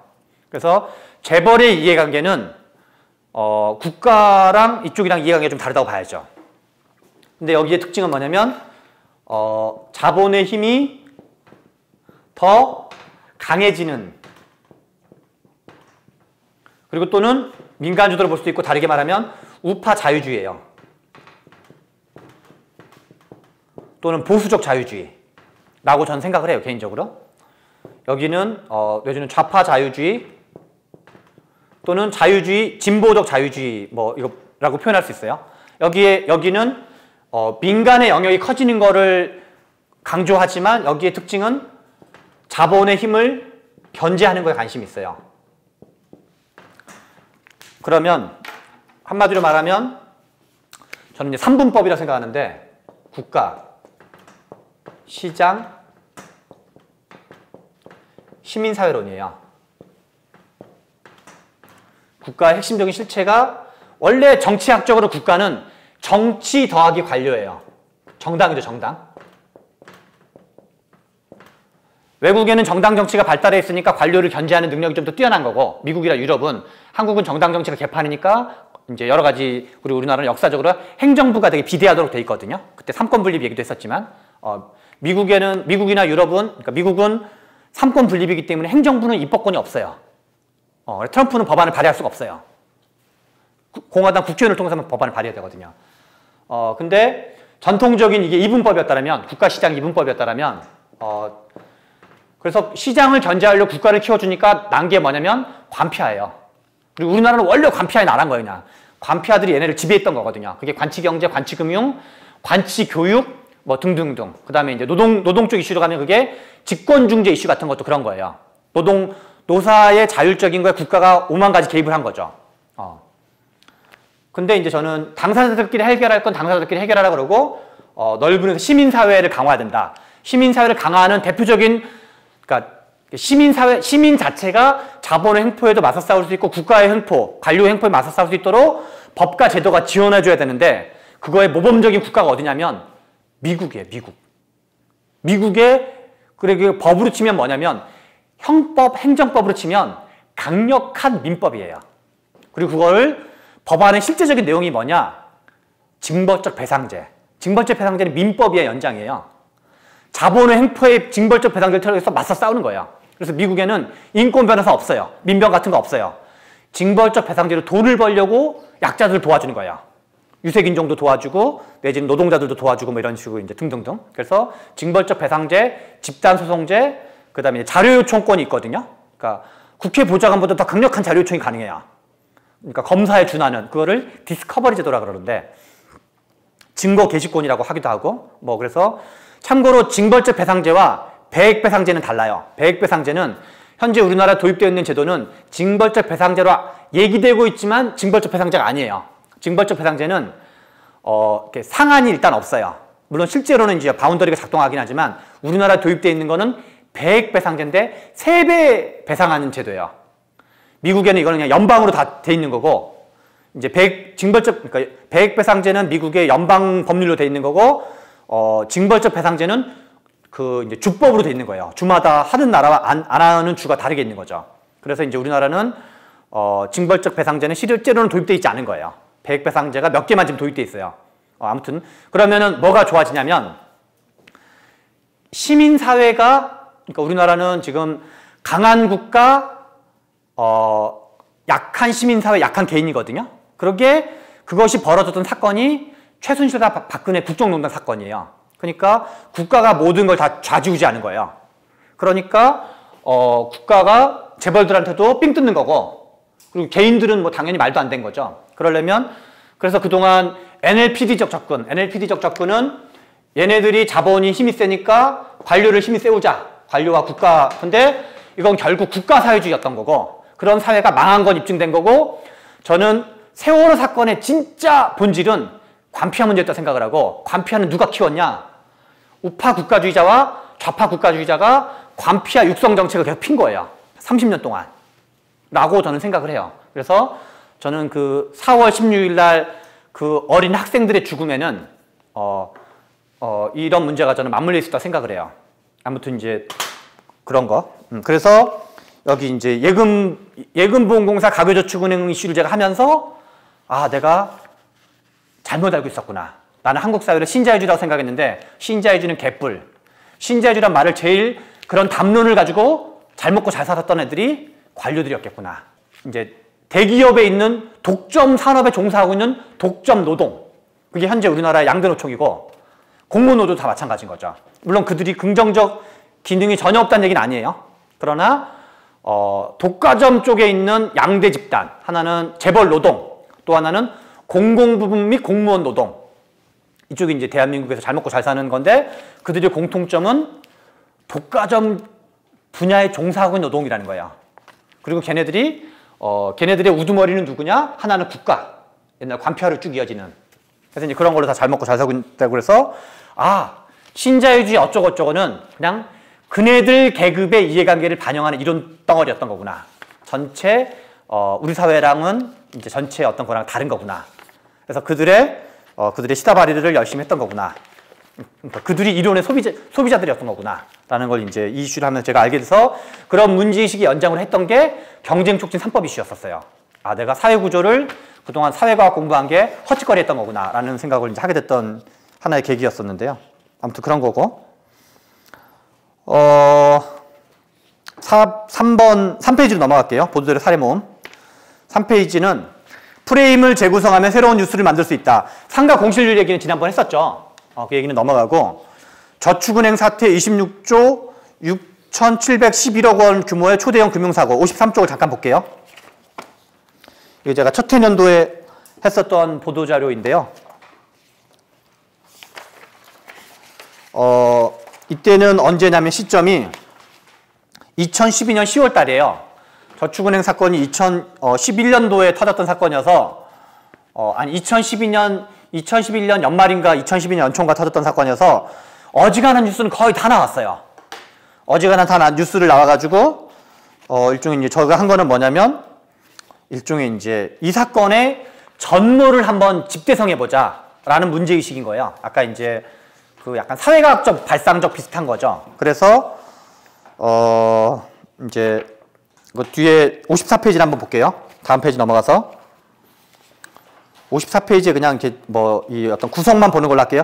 전체 총 피해자 규모 이런 거를 쭉 피해자 규모라는 개념은 뭘로 가능한지를 쭉 이제 추려본 거고요. 그러면은 피해자 규모와 피해 규모. 그래서 예컨대 그냥 이 꼭지만 보면은 5천만 원 초과분.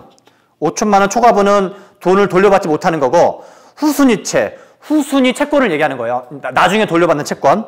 이제 이거는 이제 다 그 매각을 다 하고 정리를 다 한 다음에 나한테 안 돌아올 가능성이 거의 이제 뻔히 보이는 후순위 채권의 총 금액.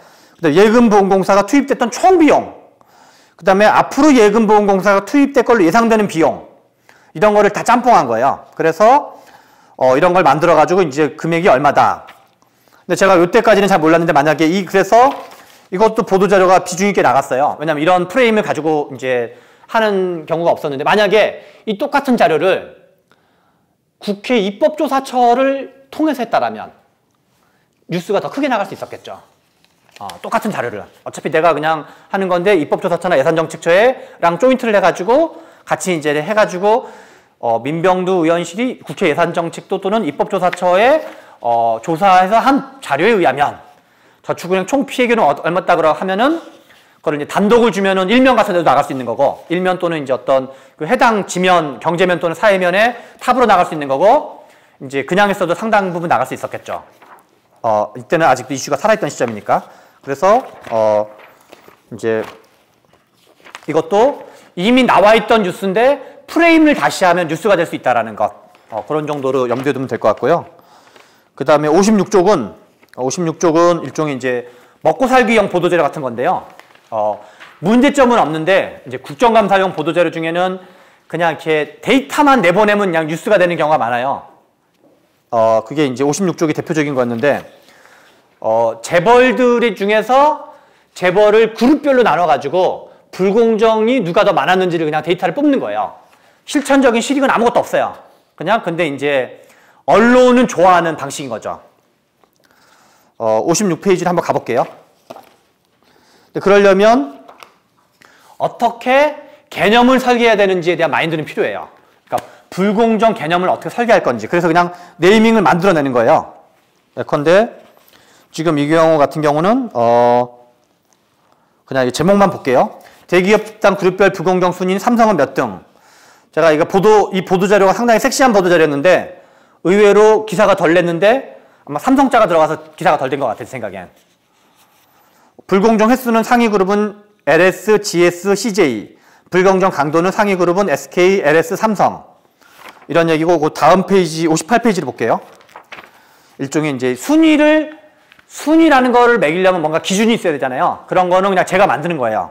그래서, 제가 그냥 없는 개념을 만들어요. 경고 이상을 행정조치로 보는데, 그 다음에 돈을 때리는 거, 벌금을 때리는 거, 과징금, 그것을 저를 없는 개념이에요. 유효제재라는 개념을 제가 만들어냈어요. 이때부터는 유효한 거다. 경고까지는 그냥 입으로, 말로만 뭐 퉁치는 거기 때문에. 그래서 이렇게 순위를 쭉 행정조치 합계, 유효제재 합계. 그 밑에는 뭐 경고 이상 행정조치 세분해요. 어쩌고저쩌고는 이제 이거를, 그러니까 요약한 보도자료가 위에 있는 거고, 표고, 이거의 상세 버전을 니네가 입증하고 싶으면 한번 검증해봐라 하고 보여주는 게 밑에가 되는 거죠. 이것도 논문이랑 같은 구조예요. 논문이랑 같은 구조로 그들이 검증할 수 있도록 이런 식의 이제 보도자료가 있다는 거고, 그 다음에 다시 이제 사회임금도 했었고, 오차도 했었고, 이것도 했었고, 오늘 나눠주는 자료 좀 잠깐 볼게요. 지금 19분인데요. 시간 정도에 맞출 수 있을 것 같은데요. 오늘 보도자료 나눠준 거는 언론, 국회, 대중운동의 결합 사례예요. 거기 중에서 몇 가지인데요. 그러니까 여러분 중에 지금 시민단체에 계시는 분도 있고, 국회에 계시는 분도 있고, 앞으로 이제 뭐 하시는 분도 있는데, 보도자료보다 더 좋은 거는 그냥 보도자료도 안 쓰고 그냥 숭구당당 해결되는 게 원래 더 좋아요. 이제 숭구당당 해결되는 게 더 좋고, 힘 있는 사람이랑 뭐 쇼 붙여가지고 그 사람을 통해서 해결하는 것도 좋고, 그러니까 이것이 전부는 아니지만, 이제 그런 것이 안 된다고 가정할 경우 어떻게 할 건지 가는 건데요. 이 중에 이제 목차부터 한번 볼게요. 언론, 국회, 대중운동의 결합 사례, 금융 분야 노조와 연대 사업을 중심으로라고 표현했는데요. 방가로 1번은 사무금융, 그러니까 이제 정확하게는 이제 플레이밍이 이제 사무금융 서비스 노조인가 해가지고 이제 연맹이 아니라 산별 노조로 바뀌어서 그런데 사무 산별 노조로 약자를 하신다 그러는데, 사무 산별 노조랑 여기서 TM은 텔레마케터의 약자예요. 옛날에 이제 2014년도 1월 달에 개인정보 유출 사건이 카드사가 벌어졌고 1억 1천만 건이. 그래서 금융위원회랑 금융감독원이 무슨 짓거리를 했었냐면 2차 피해를 막는다는 명분으로 텔레마케터 아주머니들의, 그러니까 그 텔레마케팅 산업 전체에 그냥 영업을 정지시켰어요. 근데 법적 근거는 아무것도 없어요. 그냥 니네 하지 마라고 전화를 한 거예요. 공문 한 장 없어요. 관치금융이기 때문에 가능한 거예요. 그래서 그 사람들이 그 약 10만 명의 이제 가장 많이 있는 분들은 약 50대 아주머니들이 가장 많이 있는 집단인데, 그분들이 졸지에 무기한 실업자가 된 거예요. 다 이제 비정규직들 아주머니였는데, 더군다나 그때가 개인정보 유출 사건이 언제 터졌냐면 2014년도 1월 달에 터졌어요. 1월인가 터져가지고 설날을 앞두고 실업자가 된 거죠. 이제 명절을 앞두고. 그러니까 그러니까 신정과 설날 사이에 이제 있었던 일이에요. 그래서 이제 제가 그분들이 그렇게 된 걸 보고 너무 화가 나가지고 나는 무엇을 할 수 있을까라고 이제 짱구를 굴려가지고 한 게 뭐냐면, 제가 여기 사무산별 노조의 이제 김현정 노조위원장이라고 있는데, 그분한테 이제 평소 알고 지내던 분이니까 그분한테 전화를 해가지고 국회는 내가 책임질 테니까 당신이 노조를 책임져줘가지고 해당 아주머니들을 조직해달라. 하나는 그러니까 이 텔레마케터 아주머니들, 피해 아주머니들을 조직해주고, 그게 첫 번째고, 두 번째는 이게 이제 제가 아까 말했던 에토스 전략의 연장인 거예요. 그 다음에 당신네들 노조에 이제 간부급들이 좀 몇 분 와주시라. 근데 간부급이 오는 게 핵심은 아니고 아주머니가 참석하는 게 핵심이다. 그 다음에 나는 뭐를 하냐면, 국회에서 이렇게 이제 민병두 의원 개인이 한다는 것보다는 국회의원들 뭔가 그룹핑하는 게 중요한 건데, 일종의 이제 민주당 국회의원이라든가 이런 식으로. 그래서 환경노동위원회 의원들이라든가 명계 이런 문제에 관심 있을 법한, 그러니까 이제 이게 법으로 치면은 이제 아무튼 노동 쪽 환노위 의원이랑 정무위 의원이랑 그 다음에 이제 뭐 이런 쪽 의원들을 조직을 하는 거죠. 그래서 이제 평소에 알고 지내던 보좌진들한테 연락을 해가지고 연락을 하는 거죠. 그러면 이제 이 기사의 제목만 한번 보는 걸로 할게요. 개인정보 유출 사건이 터졌고 2차 피해가 발생한다는 명분으로 그 관치금융을 작동시켜가지고 이 사람들을 다 이제 영업정지를 시켰어요. 그래서 기사 제목만 볼게요. 전 금융사 전화 문자 마케팅 한시 중단. 이게 1월 24일 날 기사예요. 정부 불법 정보 유출 무기한 합동 단속. 계속 이제 큰 제목만 읽을게요. 제가 그걸 보고 열이 팍 받아가지고 3페이지 하단 제목만 볼게요. 금융당국의 TM 중단은 법적 근거 없는 폭력적인 관치금융이다. 라고 일단 한번 뭔가 이제 문제 제기를 하고 이런 거, 이 짓거리가 나쁜 짓거리다. 라고 일단 문제 제기를 하고 다음 페이지로 넘어갈게요. 5페이지 기사는 이제 방금 막 이제 그래서 이거를 싸우는 이유는 아주머니들을 도와주기 위한 싸움이었어요. 그 아주머니들이 다시 이제 영업 재개를 할 수 있도록. 그래서 기자회견했던 게 이 사진이에요. 이제 저는 현수막 워딩을 전 되게 중시 여겼던 스타일인데 그 현수막에 나갔던 모든 워딩은 다 제가 짠 거였거든요. 이것도 이제 제가 짠 건데 사진 한 컷으로 주장이 뭔지를 알 수 있도록 하는 것. 그러니까 우리끼리 기자회견했다. 뭐뭐뭐 기자회견 이런 건 쓴 적 한 번도 없어요. 그냥 이렇게 이게 뭐를 주장하고자 하는 기자회견인지 그리고 저 새끼들이 뭐가 문제인 건지 알 수 있는 기자회견을 그러니까 그런 이 문장을 잡으려고 노력하는 편인데요.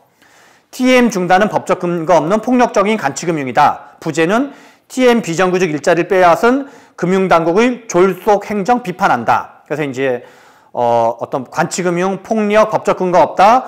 TM 비정규직 아주머니들 이런 몇 가지 키워드들이 담겨 있는 거죠. 그래서 금융당국 전화 영업 중단, 비정규직 일자리 빼앗아 이제 이슈를 이걸로 이제 전환시킨 거고. 그래서 이렇게 기자회견을 해가지고 다음 페이지로 넘어갈게요. 7페이지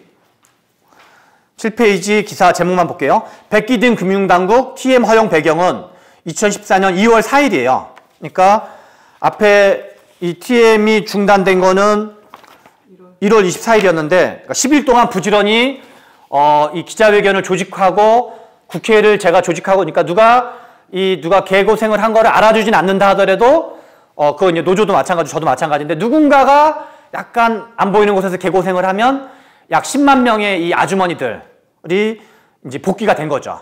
그거에는 이제 기여를 한 거죠. 그래서 그냥 그 큰 제목만 읽어보면은 전화 영업 직원들의 고용 및 소득 불안 우려가 크게 작용해서 외국계 보험사의 항의에다가 정치권도 비판에 가세해가지고 결국은 손을 들었다.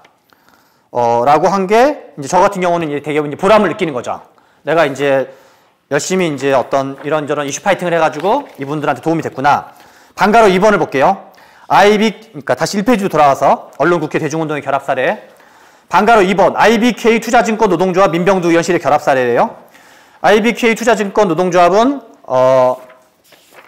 노조가 되게 어떤 그 작은 노조였고 이제 그런 거 등등이었는데 그리고 노조가 뭐 그렇다고 파업을 하거나 이런 등등의 영향은 안 되는 거거든요. 그런데 국회의원실을 활용해가지고 여기가 금융권에는 정무위원회를 통해서 하면은 어떤 영향력을 행사할 수가 있어요. 그래서 이제 환노위로 가는 것보다 정무위원회로 오는 게 여기가 이제 금융 관련 상임위원회이기 때문에 훨씬 더 파워풀한 영향력을 미칠 수 있는데 여기에 내용은 뭐냐면 IBK 투자증권 영업직 연봉 부당삭감 기사 모음이에요. 제목만 읽어볼게요. 영업직 연봉 부당삭감 시정 안 했다. IBK 투자증권 올해 또 국감에. 그래서 이거를 또 다음 페이지로 11페이지로 넘어갈게요. 제목만 읽어볼게요. 국정감사 현장 IBK 투자증권 대표 연봉 부당삭감 시정 노력 부족 질타. 예컨대 11페이지에 중간에 있는 그 밑줄 친 걸 읽어볼게요. 그 회사 대표죠. 신성호 IBK 투자증권 대표를 증인으로 세운 민병두 의원은 지난 2009년 10월 이영승 전 대표 이사 시절 취업규칙을 개정하면서 개인별 손익분기점을 정해 이에 따른 플러스 30% 마이너스 25 변동임금제를 시행했다며 이어 2012년 9월 조광래 전 대표이사 이를 다시 상하는 10%로 줄여 하하는 그대로 두는 식으로 개정하면서 직원의 동의를 구하지 않았다고 지적했다. 다시 밑줄 근거만 밑에만 보면 민 의원은 지난해 국감에서 조준희 IBK 기업은행장이 2014년 10월까지 개선을 약속했지만 전혀 이루어지지 않았다며 노조와의 대화도 이루어지지 않고 있다고 지적했다. 이렇게 하면은 이게 이제 무슨 의미를 갖냐면 회사 대표가 국정감사 오면은 기분이 좋겠어요, 싫겠어요? 무슨 이렇게 무슨 정말 엄청난 국가적 이게 이제 실제로는 질의응답하는 거고 그런 거지만 뭐 이제 국회에서 일해보신 분은 알겠지만 뭔가 이렇게 기분도 되게 안 좋고 무슨 국가 범죄 저지르는 뭐 그런 느낌이 막 들거든요. 그래서 그 재벌이라든가 대기업 회장들의 최대 관심사가 뭐냐면 무슨 법안이고 나발이고가 아니라 국정감사 출석하지 않게 하는 게 최대 관심사예요. 그래서 이제 대기업이 대관팀, 국회 대관팀이 있는 거는 다 그런 것들인데 이렇게 불러가지고 몇 번 질의응답을 하고 문제점을 지적을 하고 이제 금융당국에도 니네가 이걸 계속 이렇게 뭔가 해결에 관심을 기울여라. 그러면 이게 시차는 걸려요. 시차는 1년, 2년 걸릴 수 있어도 이제 뭐랄까 노조 입장에서는 뭐 파업할 수 있는 역량도 별로 안 되고 뭐 어쩌고저쩌고 하지만 쉽게 해결할 수 있는 거죠. 그러니까 한정된 역량으로 이게 이제 인풋 대비 아웃풋이 되게 큰 거죠. 국회가. 그 다음에 단가로 4번으로 곧바로 넘어갈게요. 시간 제한이 있으니까. 남양유업 밀어내기 증거은폐 사건인데요. 남양유업에 한 번 이슈가 있었고 그 다음 이슈였어요. 19페이지 곧바로 넘어갈게요. 이거 이제 보도자료 양식이 좀 중요한데요. 큰 제목만 읽어볼게요. 이것도 국정감사 이슈였어요. 2015년도 9월 이슈예요. 남양유업 사건 자체는 2013년 5월 달에 벌어졌던 사건이고 이 제목만 읽어볼게요. 남양유업의 약 1,300억짜리 밀어내기 증거 은폐, 남양유업 밀어내기 보상 증거인 로그 기록 삭제 3차례에 걸쳐서 공정위는 로그 기록 존재도 몰라 과징금 패소만에 불투명 남양유업 피해 대리점주 16일 수요일 날 오전 11시 국회 기자회견. 그러니까 그 전에 이제 그러니까 문제점을 한번 다 입증하는 걸 쓴 다음에 그 다음에 기자회견 한 방식인데 큰 제목만 읽어볼게요. 남양유업 밀어내기 보상 근거 될 수 있는 로그 기록 삭제 20페이지로 가서 소제목만 읽어보면 남양유업의 로그 기록 삭제 약 1,300억짜리 밀어내기 증거 은폐 3차례 삭제 2009년 화면 삭제 2014년 로그 기록 삭제 2015년 복구도 안 되게 표만 한번 보시면 남양유업의 발주 프로그램 팜스 21 주문 내역 삭제 역사 3단계 과정 2009년 6월에는 삭제 내역이 주문 내역 화면에 삭제한 거고 로그 기록은 남아있었는데 2014년 7월에는 로그 기록 자체를 삭제했고 로그 기록 복원은 가능했는데 2015년 3월은 로그 기록 복원도 안 되게 다시 삭제했다. 이게 왜 중요하냐면 법원에서 소송 가서 중요한 거예요. 점주들이 이제 남양유업 사건 이후에 법원에서 피해 소송을 받아야 되는데 그래서 다음 페이지로 넘어갈게요. 21페이지를 보시면 첨부 자료가 뭐가 있냐면 첨부 자료가 뭔지를 한번 볼게요. 남양유업 사태 일지 더하기 공정위 조사 과정 일지 입증 자료 남양유업의 로그 기록 삭제 이전과 이후 이건 화면으로 다 보여줬던 자료인데 여기는 생략돼 있고 판결문 고법 최종심 남양유업 어쩌고저쩌고 공정위가 패소한 건데 공정위가 패소했던 이유가 입증을 못했기 때문인데 입증이 로그 기록을 활용했으면 입증할 수 있었는데 결국 이건 맨 마지막에 최종 패소했어요. 그래서 남양유업이 이겼어요. 회사가. 이거는 공정위의 무능에 의한 건데 그래서 왜 이거를 하냐면 기자가 이거를 한눈에 알 수 있도록 기사 쓸 거리가 있도록 실제로는 우리가 남양유업이 뭐뭐 했다가 아니라 논증할 수 있는 논거들을 다 제공해 줘야 돼요. 그게 남양유업 사태 일지, 그 다음에 이거 한눈에 볼 수 있도록 남양유업의 로그 기록 삭제 이전과 이후 공정위 조사 과정 일지, 판결문 고법. 그래서 실제로는 내가 주장한다고 끝나는 게 아니라 주장의 신빙성 문제, 그 다음에 논란의 소지를 없애는 문제, 그런 것까지를 뭐가 논점이 될 수 있는지까지를 다 염두에 두고 이걸 이제 문제를 제기해야 된다. 해야지만 이게 이제 또 공신력 있게 되고 심지어 이건 사안이 좀 복잡해가지고 미리 이제 기자들을 모아놓고 약간 브리핑을 사전 브리핑을 했어요. 미리니까 그 일종의 이제 그 보도 시점을 미리 예정해 놓고 엠바고를 걸어놓고 아무튼 엠바고가 아니죠. 보도 시점을 이제 걸어놓고 한 거고. 그래서 이제 이런 거 정도로 할 수 있다는 거고. 그래서 이제 요걸로 큰 틀로는 이제 그동안 저희가 얘기했던 거를 다시 한번 좀 정리를 해보면은 연결 전문가 얘기를 한번 쭉 했었고요. 그 다음에 대안을 주도하는 정치는 원래 어렵다. 그래서 목적의식적으로 비합리적 선택을 해야 되고 그 다음에 실제로는 한 4배, 9배 가까이 유능하지 않으면 하고 싶어도 잘 안 된다. 도중에 잘릴 거다. 이런 이제 얘기였고요. 언론의 역할은 좋은 보도자료는 보도할 만한 가치가 있는 그러나 잘 정리된 글. 이게 이제 보도자료의 개념인데 보도할 만한 가치가 있는 게 뭐냐? 그거는 가장 기본적인 거는 어떤 큰 권력과 맞서 싸우는 것. 그게 이제 공익성의 가치인 거죠. 그 다음에 사람들이 관심 있는 것. 그 다음에 신뢰성이 높은 것. 이런 것들이 중요하다. 구체성, 신뢰성, 역발상, 의외성, 크기, 뭐 이제 큰 권력과 맞서 싸우는 것. 이런 것들이 중요하다는 얘기를 했었고요. 좋은 글이란, 이제 뭐 일목요연한 글인데, 더 중요한 거는, 시의성이나 어떤 그러니까 이 어떤 그 시의성, 이슈의 시의성, 그 다음에 이제 이게 어떤 핫 이슈인지, 그 다음에 권력과 맞서 싸우는 건지 훨씬 더 중요하다는 거. 이제 글은 좀 덜 못 쓰더라도.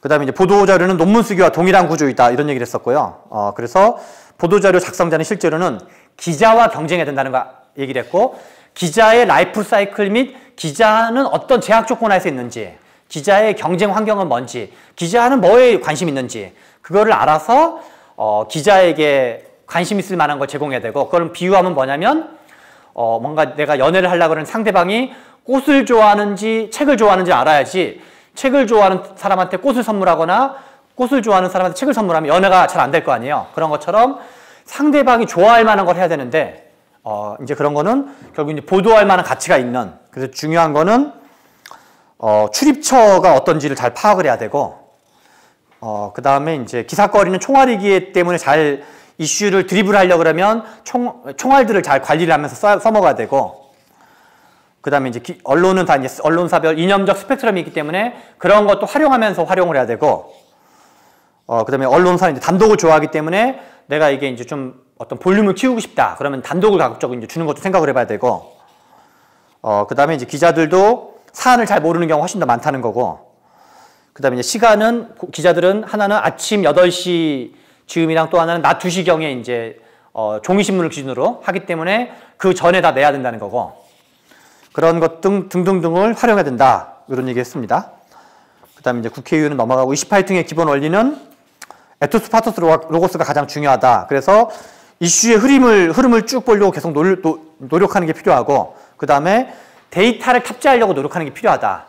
정성적 이슈를 어떻게 하면 정량화할 건지. 물론 정량화가 안 되는 것도 있는데, 예컨대 우리가 비주얼이 중요한 경우가 있어요. 아까 전에 편의점 사례 같은 경우는 생생한 증언이 중요하고, 2016년 여름을 강타했던 이슈가 구의역 사건이었는데, 구의역 사건은 왜 커졌냐면 한겨레 신문 1면이 사발면 그림이었어요. 사발면. 혹시 뭐 보셨는지 모르겠는데, 구의역, 그래서 이 구의역 19세 김모 군의 유품으로 발견되었던 게 가방 안에 있던 사발면. 그래서 한겨레 신문 1면 사진이 뭐냐면 사발면이 그러니까 유품이 딱 이렇게 한 거에 있고 거기에 사발면이 딱 얹혀 있는 거예요. 그래서 공구와 사발면, 스패너, 뭐 몽키 스패너 이런 거랑 사발면이 같이 있는 그 한 컷의 그림. 그래서 그러니까 19살이라는 거. 그 다음에 사발면을 가방에 항상 가지고 있다는 거. 그 두 가지가, 그러니까 이 지하철을 수리하다가 죽었던 분들은 그 전에도 많이 있었어요. 아주 많지는 않지만 몇 번 사례가 있었는데, 그때는 그렇게 이슈가 커지지 않았어요. 두 가지 이슈. 19살이다. 어떤 꽃다운 청춘. 그 다음에 이제, 그러니까 당연히 이제 고졸이었죠, 고졸. 고졸이었고, 19살이었고, 사발면. 그것이 이제 많은 사람에게 신금을 울리면서 이제 이슈를 컸 거죠. 그런 경우는, 그러면 그 기자가 사발면을 발견하려는 그 기자 개인의 노력, 그리고 이제 마치 제가 편의점 보도자료를 낼 때 이 사례를 한 번 더 요약해 준 거거든요. 요약해 주는 그 노력. 텔레마케팅 TM 아주머니들 영업정지를 당했을 때 그걸 나한테 시킨 사람은 아무도 없었어요. 근데 그 아주머니들에서 뭘 할 수 있을까라고 한 번 더 생각해 보는 열정, 그 다음에 어떤 이제 고생하는 거, 그 다음에 이제 뭔가 기획하는 거, 그런 걸 하면은 이제 딱 그만큼 우리가 이제 세상을 뭐 한꺼번에 다 바꿀 수는 없지만 그만큼은 실제로 세상을 바꿀 수 있다. 우리가 이제 좋은 기획, 어떤 이제 좋은 아젠다, 그 다음에 좋은 어떤 협업 관계 등등등을 하면은 이제 우리가 하는 만큼 분에 한해서는 제 생각에 세상을 바꿀 수가 있다. 여기까지 하는 걸로 하고요.